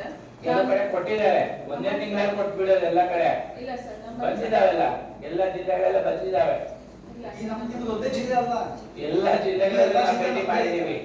ನಮ್ಮಲ್ಲಿ ಸಪ್ಲೈ ಆಗಿಲ್ಲ ಸರ್. ಯಾವ ಹಾಸ್ಟೆಲ್ ಅಲ್ಲೂ ಸಪ್ಲೈ ವರದಿ ಕೊಡಿ, ಆ ತರ ವರದಿ ಕೊಡಿ. ನಮ್ಮಲ್ಲಿ ಸಪ್ಲೈ ಯಾವ ದಿನಾಂಕದಿಂದ ಸಪ್ಲೈ ಮಾಡಿಲ್ಲ, ಯಾರು ಸಪ್ಲೈ ಮಾಡ್ಬೇಕಾಗಿತ್ತು ಸಂಬಂಧಪಟ್ಟ ಇಲಾಖೆಯಿಂದ ಯಾಕೆ ಮಾಡಿಲ್ಲ ಅಂತ ಅವ್ರನ್ನ ಕೇಳ್ತೀವಿ.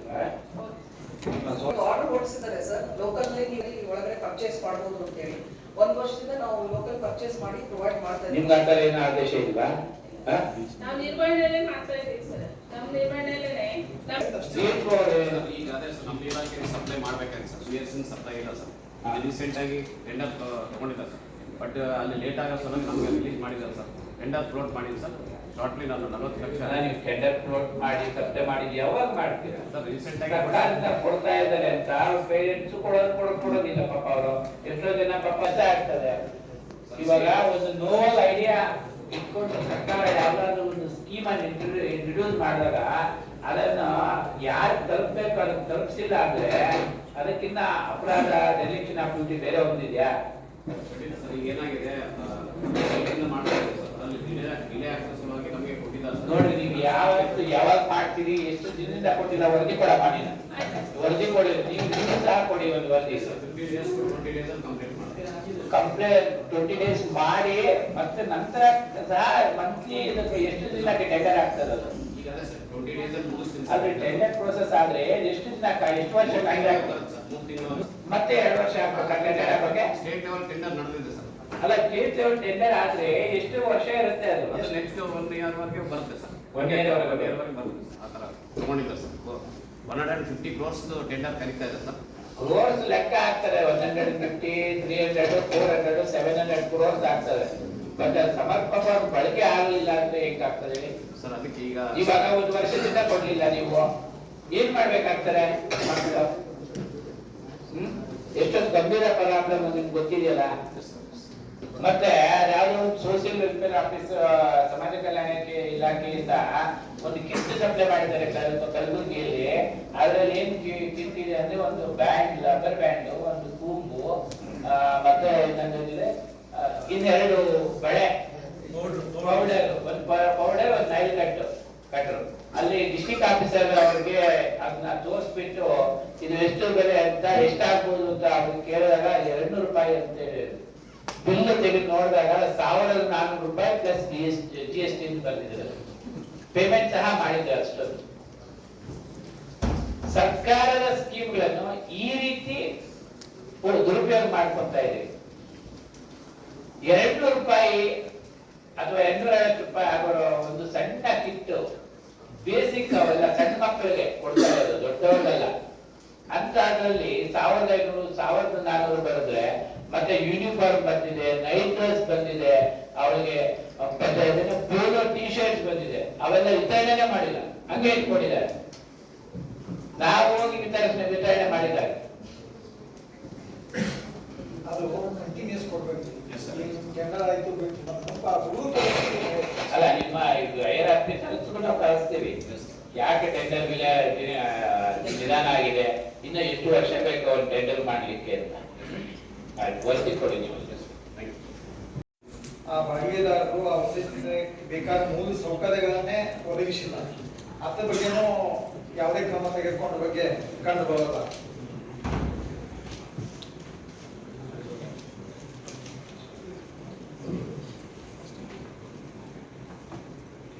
ಸರಿಯಾಗಿ ಬೆಡ್ಶೀಟ್ ಕೊಡ್ತಾ ಇಲ್ಲ, ಕಿಟ್ಗಳನ್ನು ಕೊಡ್ತಾ ಇಲ್ಲ. ಈಗ ಸಾಹೇಬ್ ಹೇಳಿದ್ದೆಲ್ಲ ಅದೆಲ್ಲಾನು ಇಲ್ಲೂ ಕಂಡು ಬಂದಿದೆ. ಈಗ ಅಲ್ಲಿ ಕ್ಲೀನ್ನೆಸ್ ಮೇಂಟೈನ್ ಮಾಡಲ್ಲ, ಸರಿಯಾದ ಊಟದ ಗುಣಮಟ್ಟ ಸರಿಯಾಗಿ ಮೇಂಟೈನ್ ಮಾಡಿಲ್ಲ. ಬೈ ಅಂಡ್ ಲಾರ್ಜ್ ಎಲ್ಲ ಹಾಸ್ಟೆಲ್ಗಳಲ್ಲೂ ಇರೋದು. ಈ ಕರ್ನಾಟಕ ಗ್ರಾಮೀಣ ಮೂಲಭೂತ ಸೌಕರ್ಯ ಅಭಿವೃದ್ಧಿ ನಿಯಮ ಅದೇ 10,000 ರೂಪಾಯಿ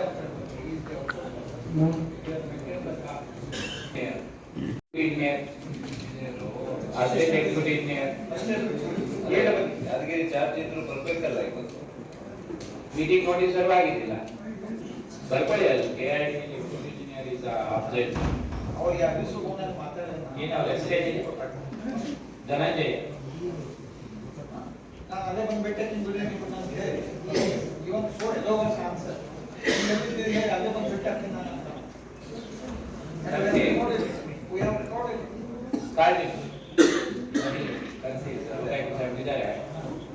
ಇಮಿಡಿಯೇಟ್ ಬರ್ಲಿಕ್ಕೆ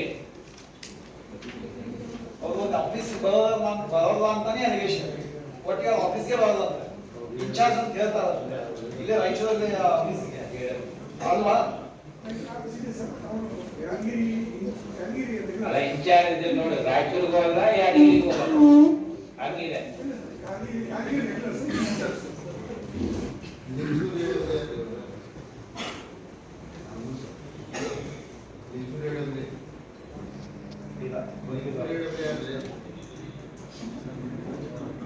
ಇಲ್ಲ ಕರ್ಸ್ಬಿಡಿ ಅವ್ರನ್ನೆಲ್ಲ, ಎಲ್ಲ ಎಡಪಲ್ಲಿನೂ ಕರ್ಸಿ, ಎಲ್ಲ ಎಡಪಲ್ಲಿ ಕರ್ಸಿ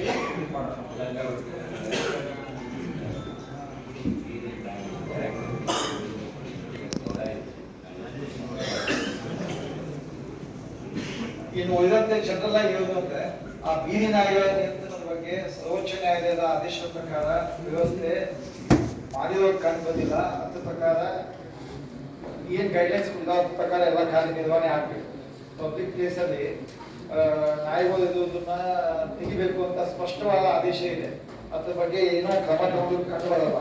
ಎಲ್ಲ ABC ಕಾರ್ಯಕ್ರಮ ಎಲ್ಲ ನಗರ ಮತ್ತು ಪಟ್ಟಣ ಪಂಚಾಯತಿಯಲ್ಲಿ ನಾಯಿಗಳಿಗೆ ಸಂತಾನ ಹರಣ ಮಾಡ್ಬೇಕು. ಯಾಕಂದ್ರೆ ಇವಾಗ ಜನರಿಗಿಂತ ನಾಯಿಗೆ ಬೀದಿ ನಾಯಿಗೆ ಜಾಸ್ತಿ ಆಗಿ ಜನರನ್ನ ಕಿತ್ತು ತಿಂತಾ ಇದೆ. ಹಾಗಂತ ನಾಯಿಗಳನ್ನ ಕೊಲ್ಲಿ ಅಂತ ಹೇಳ್ತಾ ಇಲ್ಲ. ಪಾಪ್ಯುಲೇಷನ್ ಕಂಟ್ರೋಲ್ ಮಾಡಲಿಕ್ಕೆ ABC ಕಾರ್ಯಕ್ರಮ ಮಾಡಬೇಕು, ನಿಯಮಾವಳಿಗಳಲ್ಲಿದೆ. ಅದನ್ನ ಸಮರ್ಪಕವಾಗಿ ನಿರ್ವಹಣೆ ಮಾಡದೇ ಇರೋದ್ರಿಂದ ನಾಯಿಗಳ ಸಂಖ್ಯೆ ಜಾಸ್ತಿ ಆಗ್ತಾ ಇದೆ. ಅದರಂತೆ ಸುಪ್ರೀಂ ಕೋರ್ಟ್ ಸಹ ಸ್ಟ್ರಿಕ್ಟ್ ಆಗಿ ಗೈಡ್ಲೈನ್ಸ್ ಇಶ್ಯೂ ಮಾಡಿ ABC ಕಾರ್ಯಕ್ರಮ ಎಲ್ಲಾ ಅರ್ಹ ನಾಯಿಗಳಿಗೆ ಮಾಡಬೇಕು. ಸಂತಾನಹರಣ ಶಸ್ತ್ರಚಿಕಿತ್ಸೆ ಮತ್ತು ಫೆರೋಚಿಯಸ್ ಡಾಗ್ಸ್ ಇದೆಯಲ್ಲ, ಬೀದಿ ನಾಯಿಗಳು, ಹ್ಯಾಬಿಚುಯಲಿ ಬೈಟಿಂಗ್ ಡಾಗ್ಸ್, ಒಂದೇ ನಾಯಿ ಸುಮಾರು ಜನಕ್ಕೆ ಕಚ್ಚಿರೋ ಡಾಗ್ಗಳನ್ನ ಶೆಲ್ಟರ್ ಹೋಮ್ಸ್ ಅಂತ ನೀವು ನಿರ್ಮಾಣ ಮಾಡಬೇಕು. ಈಚ ನಗರಸಭೆ ಪಟ್ಟಣ ಪಂಚಾಯತಿಯಲ್ಲಿ ಆ ಶೆಲ್ಟರ್ ಹೋಮ್ಸ್ ಅಲ್ಲಿ ಪರ್ಮನೆಂಟ್ ಆಗಿ ಆ ನಾಯಿಗಳನ್ನಿಟ್ಟು ಅವರಿಗೆ ಅದಕ್ಕೆ ಅಲ್ಲಿ ಕ್ಲೀನ್ ಮಾಡಬೇಕು. ಈವನ್ ಪಬ್ಲಿಕ್ ಸಹ ಅವ್ರಿಗೆ ಇಷ್ಟ ಬಂದ ಕಡೆ ಅವ್ರಿಗೆ ಆಹಾರ ಹಾಕ್ಲಿಕ್ಕಿಲ್ಲ. You have to designate the place, park, school, ಅಂಗಡಿ, ನಂದಿನಿ ಬೂತು ಇರೋ ಕಡೆ ಆ ನಾಯಿಗಳಿಗೆ ಫೀಡ್ ಮಾಡೋಕಿಲ್ಲ ಜನರು. ಒಂದು ಸ್ಥಳವನ್ನು ನೀವು ಗುರುತು ಮಾಡಬೇಕು, ಲೋಕಲ್ ಅಥಾರಿಟಿ ಮಾಡಬೇಕು, ಆ ಸ್ಥಳದಲ್ಲೇ ಅದಕ್ಕೆ ಫೀಡ್ ಮಾಡಬೇಕು ಅಂತ ಸುಮಾರು ಡೈರೆಕ್ಷನ್ಸ್ ಇಶ್ಯೂ ಮಾಡಿದ್ದಾರೆ. ಎಲ್ಲ ನಗರ ಮತ್ತು ಪಟ್ಟಣ ಪಂಚಾಯತಿಯ ಅಧಿಕಾರಿಗಳು ಸುಪ್ರೀಂ ಕೋರ್ಟ್ ಗೈಡ್ಲೈನ್ಸ್ ಅನ್ನ ಯಾವ ರೀತಿ ಕಂಪ್ಲೇಂಟ್ ಮಾಡಿದಿರಿ, ಏನು ಕ್ರಮ ತಗೊಂಡಿದ್ದೀರಿ ಪಾಲನೆ ಮಾಡ್ಲಿಕ್ಕೆ ಅಂತೇಳಿ ನಮ್ಗೆ ಒಂದು ವರದಿ ಕೊಡ್ಬೇಕಾಗ್ತದೆ. ಈಗಾಗಲೇ ಬೆಂಗಳೂರಲ್ಲಿ 3 ಜನ, ಒಬ್ಬ ವೃದ್ಧೆಯನ್ನ ಮತ್ತೆ ಒಬ್ಬ ವೃದ್ಧನನ್ನ ನಾಯಿಗಳು ಕಚ್ಚಿ ಸಾಯಿಸಿದಾವೆ. ನಾವು ಈಗಾಗಲೇ ಇದನ್ನ ಸುಮೋಟೋ ಪ್ರಕರಣಗಳನ್ನ ನೋಂದಾಯಿಸಿ ಎಲ್ಲಾ ಅಧಿಕಾರಿಗಳಿಂದ ನಾವು ವರದಿಯನ್ನು ಕೂಡ ಪಡ್ಕೊಂಡಿದ್ದೀವಿ. ಇದ್ರ ಬಗ್ಗೆ ಜನರಲ್ ಆಗಿ ಹೇಳೋದಂದ್ರೆ ಎಲ್ಲರೂ ನಿಮ್ಮ ಐಡೆಂಟಿ ಕಾರ್ಡ್ನ ಯಾವಾಗಲೂ ಇವತ್ತು ಹಾಕೊಂಡ್ಬಂದಿದ್ದು ಕಾಣಿಸ್ತಾ ಇತ್ತು. ಆಫೀಸ್ಗೆ ಹೋದಾಗ ಬೈ ಅಂಡ್ ಲಾರ್ಜ್ ಪೀಪಲ್ ಯಾವ ಹಾಕಿದ್ದೀವಿ, ಅಟೆಂಡೆನ್ಸ್ ಲಿಸ್ಟ್ ಸರಿಯಾಗಿ ಮೇಂಟೈನ್ ಮಾಡ್ತಾ ಇಲ್ಲ, ಕ್ಯಾಶ್ ಡಿಕ್ಲರೇಷನ್ ಸರಿಯಾಗಿ ಮೇಂಟೈನ್ ಮಾಡ್ತಾ ಇಲ್ಲ. ಈ ಕ್ಲಾಸ್ ಬಿ ಎಂಪ್ಲಾಯೀಸ್ ಅವ್ರಿಗೆ ಡ್ರೆಸ್ ಕೂಡ ಇಲ್ಲ, ಯಾವುದೋ ಒಂದು ಡ್ರೆಸ್ ಹಾಕೊಂಡು ಬಂದ್ಬಿಡುತ್ತೆ, ನಮಗೆ ಗೊತ್ತೇ ಆಗಲ್ಲ ಅವ್ನು ಯಾವ ಹೊರಟಿದೆ. ಅಕ್ಕಪಕ್ಕದ ಲೇಕ್ ಇದಾವೆ, ಆ ಲೇಕ್ ಎಲ್ಲ ಸರ್ವೆ ಮಾಡಿದ್ದೀವಿ. ಆ 46 ಲೇಕ್ ಒತ್ತುವರಿ ಆಗಿತ್ತು, ಎಲ್ಲ ಒತ್ತುವರಿಯನ್ನು ತೆರವುಗೊಳಿಸಿದ್ದೀವಿ ಅಂತ ಈಗ ನನಗೆ ಮಾಹಿತಿ ನೀಡಿದ್ದೀರಿ. ಆದ್ರೆ ನಾವು ಈ ಲೇಕ್ಸ್ ಬಗ್ಗೆ ಎಲ್ಲ ಜಿಲ್ಲೆಗೂ 2018ರಲ್ಲೇ ಸುಮೋಟೋ ಪ್ರಕರಣ ಈಚ ಜಿಲ್ಲೆಗೂ ಸಹ ಲೇಕ್ಗೆ ನಾವು ಪ್ರತ್ಯೇಕ ಪ್ರಕರಣವನ್ನು ನೋಂದಾಯಿಸಿದ್ದೇವೆ. ರಾಯಚೂರು ಜಿಲ್ಲೆಗೆ ಸಂಬಂಧಿಸಿದಂತೆ ಕಂಪ್ಲೇಂಟ್ ಲೋಕ್ GLB 33/32/2018 ಅಂತ ನೋಂದಣಿ ಮಾಡಿದ್ದೇವೆ. ನಾವು ನೋಂದಣಿ ಮಾಡಿ ನಮಗೆ ಮಾಹಿತಿ ನೀಡಿರುವ ಪ್ರಕಾರ ನಮ್ಮ ದಾಖಲಾತಿಗಳಲ್ಲಿ ನಿಮಗೆ ರಾಯಚೂರು ಜಿಲ್ಲೆಯಲ್ಲಿ ಒಟ್ಟು 587 ಲೇಕ್ಸ್ ಇದೆ ಅಂತೇಳಿ ನಮಗೆ ಮಾಹಿತಿ ಇದೆ. Total lakes 13 lakes under the control of irrigation department, 69 lakes are control of the minor irrigation department, 211 lakes are in the control of the Panchayat Raj engineering department, 263 lakes comes are control of the revenue department, 31 lakes are in the control of local authorities. Now you have given a report stating that only 319 lakes coming within the Rajura district. What is the difference? Why this is discrepancy? Tally ಮಾಡಿ ನಾವು ಕೊಡ್ತೀವಿ sir. ಏನಾಗಿದೆ last ಒಂದು few years ಇಂದ ನಾವು ಈಗ ಏನು ಕೊಟ್ಟಿದ್ವಿ ಆ ಡಾಟಾನೇ ಎಲ್ಲ ಅಲ್ಲ, this data is also supplied by ಅದರಲ್ಲಿ ಸರ್ ಕೆಲವೊಂದು ಬೇರೆ ಬೇರೆ ಕುಡಿಯೋ ನೀರು ಕೆರೆಯನ್ನು ಸೇರಿಸಿದ್ದಾರೆ ಸರ್. ಲೈಕ್ ನಮ್ಮ ಜಿಲ್ಲೆಯಲ್ಲಿ ಸಾಕಷ್ಟು ಆರ್ಟಿಫಿಷಿಯಲ್ ಆಗಿ ನಾವೇ ಲೇಕ್ ಕ್ರಿಯೇಟ್ ಮಾಡಿದ್ದೀವಿ sir. Like for example season ಅಲ್ಲ, ರೆವಿನ್ಯೂ ದಾಖಲಾತಿಗಳಲ್ಲಿ ಲೇಕ್ ಅಂತಿದೆಯಾ? ವಿಲೇಜ್ ಇದು ವಿಲೇಜ್ ಮ್ಯಾಪ್ ಅಲ್ಲಿ ಸ್ಟಾರ್ ಮಾರ್ಕ್ ಲೇಕ್ ಅಂತ ಬರ್ತದೆ. ಸರ್ ಒಂದು ಸಬ್ಮಿಷನ್ ಕ್ಲಿಯರ್ ಸರ್. ಟೋಟಲಿ ಆ ಪ್ರಕಾರ ಲಿಸ್ಟ್ ನಮಗೆ ಶೇರ್ ಆಗಿತ್ತು ಸರ್. ಆ ಲಿಸ್ಟ್ ಪ್ರಕಾರ ಆ ಲಿಸ್ಟ್ ಡಿಸ್ಟ್ರಿಬ್ಯೂಟೇಷನ್ ಇರೋದು ಅದನ್ನ BBMP ವ್ಯಾಪ್ತಿ ಕೆರೆಗಳಿಗೆ ಮಾತ್ರ ಸಂಬಂಧಿಸಿರೋ ರಿಟ್ ಪಿಟಿಷನ್. ಆ ರಿಟ್ ಪಿಟಿಷನ್ಗೂ 2014ರಲ್ಲಿ ರಿಟ್ ಪಿಟಿಷನ್ ಇದೆ, ಇನ್ನು ಪೆಂಡಿಂಗ್ ಇದೆ. ಅದರ ರಿಟ್ ಪಿಟಿಷನ್ ಅಲ್ಲಿ ಎವ್ರಿ ಹಿಯರಿಂಗ್ ಅಲ್ಲಿ ಏನಾಗ್ತದೆ ಅಂತ ನಮಗೆ ವರದಿಗಳು ಸಹ ನೀಡ್ತಾ ಇದ್ದಾರೆ. ಆ ರಿಟ್ ಪಿಟಿಷನ್ಗೂ ನಿಮ್ಮಲ್ಲಿ ಇರುವ ಲೇಖಗಳಿಗೂ ಯಾವುದೇ ಸಂಬಂಧ ಇಲ್ಲ. ಅದು BBMP ಬೆಂಗಳೂರಿನ BBMP ವ್ಯಾಪ್ತಿಯಲ್ಲಿ 192 ಕೆರೆಗಳು ಇದಾವೆ. ಅದರಲ್ಲಿ 14 ಕೆರೆ ಅನ್ಯೂಸ್ಡ್ ಲೇಕ್ ಅಂತ ಆ ಲೇಕ್ ಸ್ವರೂಪ ಕಳೆದುಕೊಂಡು ರೋಡ್ ಲೇಔಟ್ಗಳೆಲ್ಲ ಮಾಡಿರೋದ್ರಿಂದ ಅದಕ್ಕೆ ಸಂಬಂಧಿಸಿದಂತೆ ರಾಜಕಾಲುವೆ ಮತ್ತು lake encroachment in respect of Bengaluru ಮಾತ್ರ ಆ ರಿಪಿಟಿಷನ್ ಅಲ್ಲಿ ಹೈಕೋರ್ಟ್ ಅಲ್ಲಿ ಇದೆ. ತಮ್ಮ ವರದಿಗಳನ್ನು ನೀಡಿದಾಗ ಕೂಡ ಪ್ರತಿಯೊಂದು ಸರಿ ನೀವು ರೆಫರೆನ್ಸ್ ಮಾಡ್ತಾ ಇದ್ರಿ RE 304/2014 ಬಗ್ಗೆ. ಬಟ್ ಆ ರಿಟ್ ಪಿಟಿಷನ್ಗೂ ಜಿಲ್ಲಾ ಕೆರೆಗಳಿಗೂ ಯಾವುದೇ ಸಂಬಂಧ ಇಲ್ಲ, ಗೊತ್ತಾಯ್ತಾ? ನೀವು ನಮಗೆ ಮೊದಲು ವರದಿ ಕೊಟ್ಟಿದ್ದೀರಿ 587 ಲೇಕ್ಸ್ ಇದೆ ಅಂತ, ಕೇವಲ 319 ಲೇಕ್ಸ್ ಇದೆ ಮಾತ್ರ ಕೊಟ್ಟಿದ್ದೀರಿ. ಯಾಕೆ ಈ ಡಿಸ್ಕ್ರಿಮೆನ್ಸಿ ಅಂತ ನಾನು ಕೇಳ್ತಾ ಇದ್ದೀನಿ. ಸರ್ ಆಕ್ಚುಲಿ ನಮಗೆ ಅದೇ ಅಪ್ಲಿಕೇಶನ್ ನಲ್ಲಿ ಅಟ್ಯಾಚ್ ಮಾಡಿ ಕಳಿಸಿದ್ರು ಅಂತ ನಾವು 319 ಅದ್ರ ಪ್ರಕಾರ ರೆಫರೆನ್ಸ್ ಮಾಡಿ ಕಳಿಸ್ತಾ ಇದ್ದೀವಿ. ಯಾಕೆ ನೀವು ಗೊತ್ತಿಲ್ಲ, revenue department you should know better. How many lakes are coming within the Raichur district? ಅದು ಅಂದ್ರೆ ಸರ್ ನಾವು Out of them, how many have you surveyed?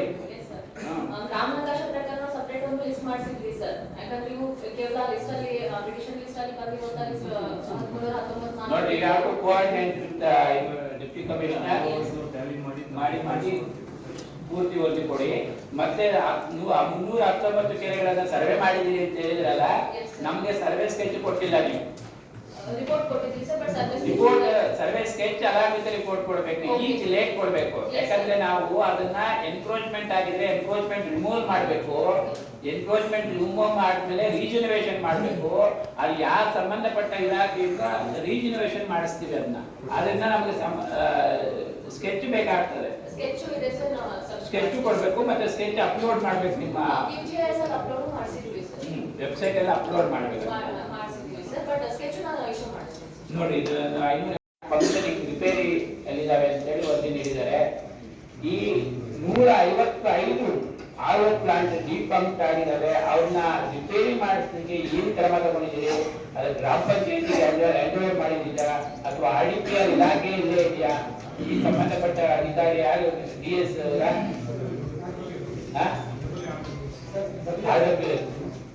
ಏನು ಇದು ರಿಪೋರ್ಟ್ ಸಹ ಸರಿ ಇದೆಯಾ? ಮಾಹಿತಿ ಇದು ಯಾಕಂದ್ರೆ ಇವಾಗ ಕಲಬುರಗಿಯಲ್ಲಿ 510 RO ಪ್ಲಾಂಟ್ ಇನ್ಸ್ಟಾಲ್ ಮಾಡಿದ್ರು. 510 ಪೈಕಿ 370 RO ಪ್ಲಾಂಟ್ಸ್ ಡಿಪಂಪ್ ಆಗಿದ್ದಾವೆ. ಕೇವಲ 120-130 RO ಪ್ಲಾಂಟ್ ಮಾತ್ರ ಕೆಲಸ ಮಾಡ್ತಾ ಇದೆ ಅಂತ ನಿನ್ನೆ ತಾನೇ ಅಲ್ಲಿ CO ಮತ್ತೆ ಜಿಲ್ಲಾಧಿಕಾರಿಗಳು ಲೋಕಾಯುಕ್ತ ಸಾಹೇಬರು ಮಾಹಿತಿ ನೀಡಿದ್ದಾರೆ. ಇದರಲ್ಲಿ ನೀವು ಕೊಟ್ಟಿರೋ ಮಾಹಿತಿ ಸರಿ ಇದೆ ಅಂತ ನಂಬುತ್ತೀನಿ ನಾನು. ಸರ್ 155 ನಾಲ್ಕು ಫಂಕ್ಷನ್ ಇದೆ ಸರ್. ಅದಕ್ಕೆ 5 ಕೋಟಿ ರಿಕ್ವೈರ್ಮೆಂಟ್ ಬೇಕು ರಿಪ್ಲೇಸ್ ಮಾಡ್ಲಿಕ್ಕೆ ಅಂತ ಹೇಳಿ ಗವರ್ನಮೆಂಟ್ ಪ್ರಪೋಸಲ್ ಯಾವಾಗ ಕೇಳಿದ್ರಿ? ಪ್ರಪೋಸಲ್ 3-4 ಬಂದಿದೆ ಸರ್. ನೋಡಿ, ವಿವರವಾದ ವರದಿ ಕೊಡ್ರಿ. ಯಾವಾಗ ಕೇಳಿದ್ರಿ ಪ್ರಪೋಸಲ್? ಆ ಪ್ರಪೋಸಲ್ ಮೇಲೆ ಏನು ಸರ್ಕಾರ ಕ್ರಮ ತಗೊಂಡಿದೆ ಅಂತೇಳಿ ಇವರು RDPR ಪ್ರಿನ್ಸಿಪಲ್ ಸೆಕ್ರೆಟರಿ ಮತ್ತು ಇನ್ನಿತರ ಅಧಿಕಾರಿಗಳನ್ನ ಕರೆಸಿ ನಾವು ಇದು, ಯಾಕಂದ್ರೆ ಸ್ಟೇಟ್ ಲೆವೆಲ್ ಇಶ್ಯೂ ಆಗಿದೆ ಎಲ್ಲಾ ಕಡೆ. ಈ 4 ಪ್ಲಾಂಟ್ಗೆ ಸರ್ಕಾರ ಎಷ್ಟು ಖರ್ಚು ಮಾಡಿದೆ? 10 ಲಕ್ಷ ಖರ್ಚು ಮಾಡಿದೆ. 10 ಲಕ್ಷ ಅಂತ ಹೇಳಿದ್ರೆ ಕಲಬುರಗಿಲಿ depend upon capacity of leaders. ಅದರಿಂದ 15 ಲಕ್ಷ ಖರ್ಚು ಮಾಡಿರುವ RO ಪ್ಲಾಂಟ್ಸ್ ಅನ್ನ ನಾವು ಯಾವುದೋ ಒಂದು ಫಿಲ್ಟರ್ ಚೇಂಜ್ ಮಾಡಬೇಕು ಅಥವಾ ಏನೋ ಒಂದು ಆಲ್ಡ್ ವಾಟರ್ ಇರೋದ್ರಿಂದ ಅದನ್ನ ಸ್ವಲ್ಪ ಬೇರೆ ಫಿಲ್ಟರ್ ಚೇಂಜ್ ಮಾಡಬೇಕಾಗುತ್ತದೆ. ಎವ್ರಿ 3 months 6 months ಮೇಂಟೆನೆನ್ಸ್ ಮಾಡಲಿಲ್ಲ ಅಂದ್ರೆ ನಾವು ಸ್ಕೀಮ್ ಇಂಟ್ರೊಡ್ಯೂಸ್ ಮಾಡಿರೋ ಸುಪ್ರೀಂ ಕೋರ್ಟ್ ಅವರಿಗೆ ಡೈರೆಕ್ಷನ್ ಮೇಲೆ ಅದನ್ನ ಜನರಿಗೆ ಮುಗಿಸ್ಲಿಕ್ಕೆ ಆಗೋದಿಲ್ಲ. ಆದ ನಂತರ ನೀವು ಡ್ರೈನೇಜ್ ಸಿಸ್ಟಮ್ ಮಾಡಿರೋದ್ರಿಂದ ಹಳ್ಳಿಗಳಲ್ಲಿ ಎಲ್ಲ ಡ್ರೈನೇಜ್ ಓಪನ್ ಡೆಫಿಕೇಶನ್ ಎಲ್ಲ ಕೆರೆಗಳಿಗೆ ಹೋಗ್ತದೆ ಅಥವಾ ಬೋರ್ವೆಲ್ಸ್ ಕೂಡ ಕಂಟ್ಯಾಮಿನೇಟೆಡ್ ವಾಟರ್ ಸೇರ್ತದೆ. ಆ ಕಂಟ್ಯಾಮಿನೇಟೆಡ್ ವಾಟರ್ ಸೇರಿ ಮಕ್ಕಳ ಬೆಳವಣಿಗೆ ಇರ್ಬೋದು, ಅವರ ಆರೋಗ್ಯದ ಮೇಲೆ ದುಷ್ಪರಿಣಾಮ ಬೀರ್ತದೆ. ಇದರಿಂದ ಈ ವಿಚಾರವಾಗಿ ನೀವು ವಿವರವಾದ ನಮಗೆ ವರದಿಯನ್ನ ನೀಡಬೇಕಾಗ್ತದೆ. ಇಷ್ಟೊಂದು ಅಬ್ಸರ್ವೇಷನ್ ನಾವು ಮೈನಿಗೆ ಆಗಲೇ ಹೇಳ್ತಲ್ಲ ಇವರಿಗೆ ಬಾಗಲಕೋಟೆ ವಿಚಾರವಾಗಿ ಎಲ್ಲಿ ಮೈನಿಂಗ್ ಏರಿಯಾ ಲೈಸೆನ್ಸ್ ಎಲ್ಲಿ ಕೊಟ್ಟಿರ್ತಾರೆ licence area concern mines and geology department ಇಂದ ಆ ಮೈನಿಂಗ್ ಏರಿಯಾದಾಗ ಮೈನಿಂಗ್ ಮಾಡ್ತಾ ಇದಾರ ಅಥವಾ ಬೇರೆ ಜಾಗದಲ್ಲಿ ಮಾಡ್ತಾ ಇದಾರ ಕೊಟ್ಟಿದ್ದಾರೆ ಸರ್. ಈಗಾಗಲೇ ನಮಗೆ ಫಾರ್ಮೇಶನ್ ಮಾಡಿ ಸರ್ವೆ ಸ್ಟಾರ್ಟ್ ಮಾಡಿಸಿದ್ದೀವಿ ಸರ್. ಅದು 2 months ಟೈಮ್ ಕೊಟ್ಟಿದ್ದಾರೆ ಲೋಕಾಯುಕ್ತ ಸರ್ ಅವರು. ಸೊ 2 months ಅಲ್ಲಿ ನಾವು ಸರ್ವೆ ಕೆಲಸ ಮಾಡಿ ಏನು ಎನ್ಕ್ರೋಚ್ಮೆಂಟ್ ಇಲ್ಲ ಐಡೆಂಟಿಫೈ ಮಾಡಿ ಕನ್ಸರ್ನ್ ಸರ್ವೆನ ಸ್ವಲ್ಪ ವೈಜ್ಞಾನಿಕವಾಗಿ ಮಾಡಿಸಿ. ಯಾಕಂದ್ರೆ ಮೈನಿಂಗ್ ಏರಿಯಾ ಅಲ್ಲಿ ಎಲ್ಲ ಪ್ಲೇಸ್ಗಳಿಗೂ ಹೋಗ್ಲಿಕ್ಕಾಗಲ್ಲ, ಯಾಕಂದ್ರೆ ಹಳ್ಳ ಮಾಡಿಬಿಟ್ಟಿರ್ತಾರೆ. ಹೌದು ಸರ್. ನಾವು ಅದಕ್ಕೆ ಪರ್ಟಿಕ್ಯುಲರ್ ಆಗಿ ಓವರ್ ರೋಡ್ನೇ ಮಾಡ್ಬೇಕು ಅಂತ ಹೇಳಿದ್ವಿ ಸರ್. ಕೋಆರ್ಡಿನೇಟ್ಸ್ ಕೂಡ ಅದರಲ್ಲಿ ಈಗ ಆಗಿರ್ಬೇಕು ಅಂತ ಹೇಳಿದ್ವಿ. ಓಕೆ, ಎಲ್ಲ ವಿವರಗಳನ್ನು ವರದಿ ಕೊಡಿ. ಎಸ್ ಹೇಳಿ ಸರ್. ನೀವು ಇಂಥದ್ದು ನಮ್ಮ ಲೋಕಸಭೆಗಳ ನಿಮ್ಮ ಒಂದು ಆ ವರದಿಯನ್ನು ನಮ್ಮ ಜಿಲ್ಲಾ ನ್ಯಾಯಾಧೀಶರು ಒಬ್ಬರು ಸ್ಕ್ರೂಟಿನಿ ಮಾಡಿ ನಿಮ್ಮನ್ನೆಲ್ಲ ಯಾರನ್ನ ಅವಶ್ಯಕತೆ ಪಕ್ಷಗಾರ ಬೇಕಾಗ್ತದೋ ಅವ್ರನ್ನೆಲ್ಲ ಇಂಡಿವಿಜುವಲ್ ಆಗಿ ಪಾರ್ಟಿ ಮಾಡಿ what are all the general deficiencies, what are all the specific deficiencies ಅಂತ ಸಪರೇಟ್ ಮಾಡಿ ಎಲ್ಲರಿಗೂ ನೋಟಿಸ್ ಕೊಡ್ತೀವಿ. ನೀವೆಲ್ಲರೂ ಅದಕ್ಕೆ ಉತ್ತರ ಕೊಡ್ಬೇಕಾಗ್ತದೆ. ಮತ್ತೆ ಅದ್ರ ಉತ್ತರ ಸ್ಯಾಟಿಸ್ಫ್ಯಾಕ್ಷನ್ ಇರಲಿಲ್ಲ ಲೋಕಾಯುಕ್ತ ಸಾಹೇಬರಿಗೆ ಅಂದ್ರೆ ಆಮೇಲೆ ಮುಂದಿನ ಕ್ರಮ ತಗೊಂಡು ಎನ್ಕ್ವೈರಿಗೆ ಶಿಫಾರಸು ಸಹ 12 ರಿಪೋರ್ಟ್ ಸಹ 12 ಅಥವಾ 12 ರಿಪೋರ್ಟ್ ಸಹ ನಾವು ಸರ್ಕಾರಕ್ಕೆ ತಲುಪಿಸ್ಕೊಳ್ತೇವೆ ಅಂತ ಹೇಳ್ತೀನಿ. ಬೇರೆ ಏನಾದ್ರು ಲೋಕಾಯುಕ್ತದಿಂದ ನೋಟಿಸ್ ಬಂದಾಗ no proper response from your side, ಅದ್ರ ಬಗ್ಗೆ ಏನು ಇಷ್ಟು ಇರಲ್ಲ. ಈಗ ಏನ್ ಪರಿಸ್ಥಿತಿ ಬಂದಿದೆ ಅಂದ್ರೆ ಸಮನ್ಸ್ ಇಶ್ಯೂ ಮಾಡೋದು, ವಾರಂಟ್ ಇಶ್ಯೂ ಮಾಡುವಂತ ಪರಿಸ್ಥಿತಿ ಬಂದಿದೆ. ಅದಕ್ಕೆ ಆ ಬಗ್ಗೆ ಒಂದು ರಿಜಿಸ್ಟರ್ ಮೇಂಟೈನ್ ಮಾಡಿ ತಕ್ಷಣ ನಿಮ್ದು ಏನಿದೆ ಅದನ್ನೇ ಕೊಡೋದು, ರೆಸ್ಪಾನ್ಸ್ ಕೊಡ್ಬೇಕು ಅದಕ್ಕಷ್ಟೇ. ಅದನ್ನೊಂದನ್ನ ಫಾಲೋ ಮಾಡಿ.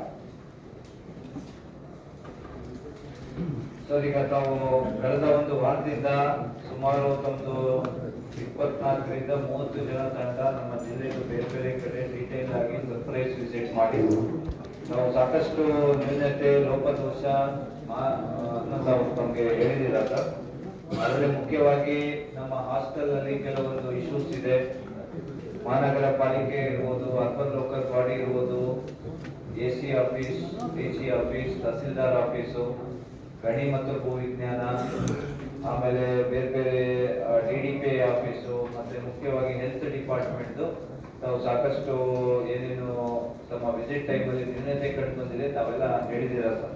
ಸೊ ಇದನ್ನ ನಾವು ವೀಕ್ಲಿ ಬೇಸಿಸ್ ಅಲ್ಲಿ ಫಾಲೋ ಅಪ್ ಮಾಡಿ ಎಷ್ಟು ನಮ್ಮ ಹಂತದಲ್ಲಿ ನಾವು ರಿಸಾಲ್ವ್ ಮಾಡೋಕ್ಕಾಗುತ್ತೆ ಅದು ಇಮಿಡಿಯೇಟ್ ಆಗಿ, ಲೈಕ್ ಸಣ್ಣ ಪುಟ್ಟ ಎಲ್ಲ ನಮ್ಮ ಹಂತದಲ್ಲಿ, ಲೈಕ್ ಅಲ್ಲಿ ನಿಲ್ಸಪುರಲ್ಲಿ ಒಂದು ಹಾಸ್ಟೆಲ್ ಅಲ್ಲಿ ಬೀದಿ ದೀಪ ಇಲ್ಲ, ಆಮೇಲೆ ಎರಮರಸ್ಸು ಬ್ಯಾಕ್ವರ್ಡ್ ಕ್ಲಾಸ್ ಹಾಸ್ಟೆಲ್ ಅಲ್ಲಿ ರೋಡ್ ಕಾಂಪೌಂಡ್ ಇಲ್ಲ, ಅದೆಲ್ಲ ನಮ್ಮ ಹಂತದಲ್ಲಿ ನಾವು ತ್ವರಿತವಾಗಿ ನಾವು ರಿಸಾಲ್ವ್ ಮಾಡ್ತೀವಿ. ಅದೇ ರೀತಿ ಕೆಲವೊಂದು ಎಲ್ಲಿ ನಾವು ರಾಜ್ಯ ಸರ್ಕಾರಕ್ಕೆ ಕಳಿಸಿದ್ದೀವಿ, ಲೈಕ್ RO ಪ್ಲಾಂಟ್ ರಿಪೇರಿಗೆ, ಅದನ್ನು ನಾವು ಆಕ್ಚುಲಿ ಮುಂಚೆ KKRDP ಇಂದ ದುಡ್ಡು ಕೇಳಿದ್ವಿ. ಬಟ್ KKRDP ಗೈಡ್ಲೈನ್ಸ್ ಪ್ರಕಾರ ರಿಪೇರಿಗೆ ದುಡ್ಡು ಕೂಡ ಬರಲ್ಲ ಅಂದಿದ್ದಕ್ಕೆ ಅದು ರಾಜ್ಯ ಸರ್ಕಾರಕ್ಕೆ ಕಳಿಸಿದ್ವಿ. ಅದು ನಾವು ಫಾಲೋ ಅಪ್ ಮಾಡ್ತೀವಿ. ಆಮೇಲೆ ಕೆಲವೊಂದು ತುಂಬಾ ಅರ್ಜೆಂಟ್ ಇರೋದು ತಾವು ನಮ್ಗೆ ತೋರಿಸಿಲ್ಲ. ಒಂದು ನಮ್ಮ ಹಾಸ್ಟೆಲ್ ಅಲ್ಲಿ ಏನು ಗರ್ಲ್ಸ್ ಸ್ಟೂಡೆಂಟ್ಸ್ ಇದ್ದಾರೆ, ಅದು ಸುದ್ದಿ ಬಿಟ್ಟು ನಾನಾ ಕಾರಣದಿಂದ ಅದು ಕೊಟ್ಟಿರ್ಲಿಲ್ಲ. ಸೊ ಇಮಿಡಿಯೇಟ್ ಆಗಿ DHO ಕಡೆಯಿಂದ ಅದು ಟೆಂಡರ್ ಆದ್ರೆ ಟೆಂಡರ್, ಇಲ್ಲ ಆದ್ರೆ ನಾವು ಅದನ್ನ ಹಾಸ್ಟೆಲ್ಗೆ ಡೈರೆಕ್ಟ್ ಆಗಿ ಕೊಟ್ಟು ಹಾಸ್ಟೆಲ್ ವಾರ್ಡನ್ ಮೂಲಕನೇ ಪ್ರೊಕ್ಯೂರ್ ಮಾಡಕ್ಕೆ ಅದು ಯಾವ್ದು ಫಾಸ್ಟ್ ಆಗಿ ನಮ್ಗೆ ಆಗುತ್ತೆ ಆ ಮೆಕ್ಯಾನಿಸಮ್ ಮೂಲಕ ಅವ್ರಿಗೆ ನಾವು ಸಪ್ಲೈ ಮಾಡ್ತೀವಿ. ಸೊ ತಾವೇನ್ ಹೇಳಿದ್ದೀರಾ, ಮತ್ತೆ ಎಲ್ಲ ಅಧಿಕಾರಿಗಳಿಗೆ ಈಗ ನಾನು ಸೂಚನೆ ಏನ್ ಕೊಡ್ತೀನಿ ಅಂದ್ರೆ ಇದು ಇಲ್ಲಿಗೆ ಮುಗಿಯಲ್ಲ. ಈಗ ಮಾನ್ಯ ಲೋಕಾಯುಕ್ತರು ಏನ್ ಹೇಳಿದ್ದಾರೆ, ಪ್ರತಿ ಇಂಡಿವಿಜುವಲ್ ಯಾವ್ದಾವ್ದು ಆಫೀಸಿಗೆ ವಿಸಿಟ್ ಮಾಡಿದ್ರು, ಆಫೀಸ್ ಸಿಬ್ಬಂದಿ ಇರ್ಬೋದು, ಡಿಸ್ಟ್ರಿಕ್ಟ್ ಲೆವೆಲ್ ಆಫೀಸರ್ ಇರ್ಬೋದು, ನಿನ್ನ ಇನ್ ಪರ್ಸನ್ ಪಾರ್ಟಿ ಮಾಡ್ತಾರೆ. ಸೊ ಇದು ಇಲ್ಲಿಗೆ ಮುಗ್ದೋಯ್ತು ಅಂತ ನಾವು ಆರಾಮಾಗಿರ್ಬೋದು ಅಂತ ಯಾರು ಅನ್ಕೊಂಡ್ರೆ ಅದು ತಪ್ಪು ಕಲ್ಪನೆ. ಇಮಿಡಿಯೇಟ್ ಆಗಿ ಈಗ ಏನೇನು ಲೂಪ್ ಹೋಲ್ಸ್ ಇದೆ, ಏನೇನು ತಪ್ಪು ಆಗಿದೆ ಅಂತ ಡೀಟೇಲ್ ಆಗಿ ನಿಮ್ಗೆಲ್ಲ ಹೇಳಿದ್ದಾರೆ. ಸೊ ಇವತ್ತೇ ಅದನ್ನ ರೆಕ್ಟಿಫೈ ಮಾಡಕ್ಕೆ ಏನೇನ್ ಮಾಡ್ಬೇಕು ಅದು ಮಾಡ್ಕೋಬೇಕು.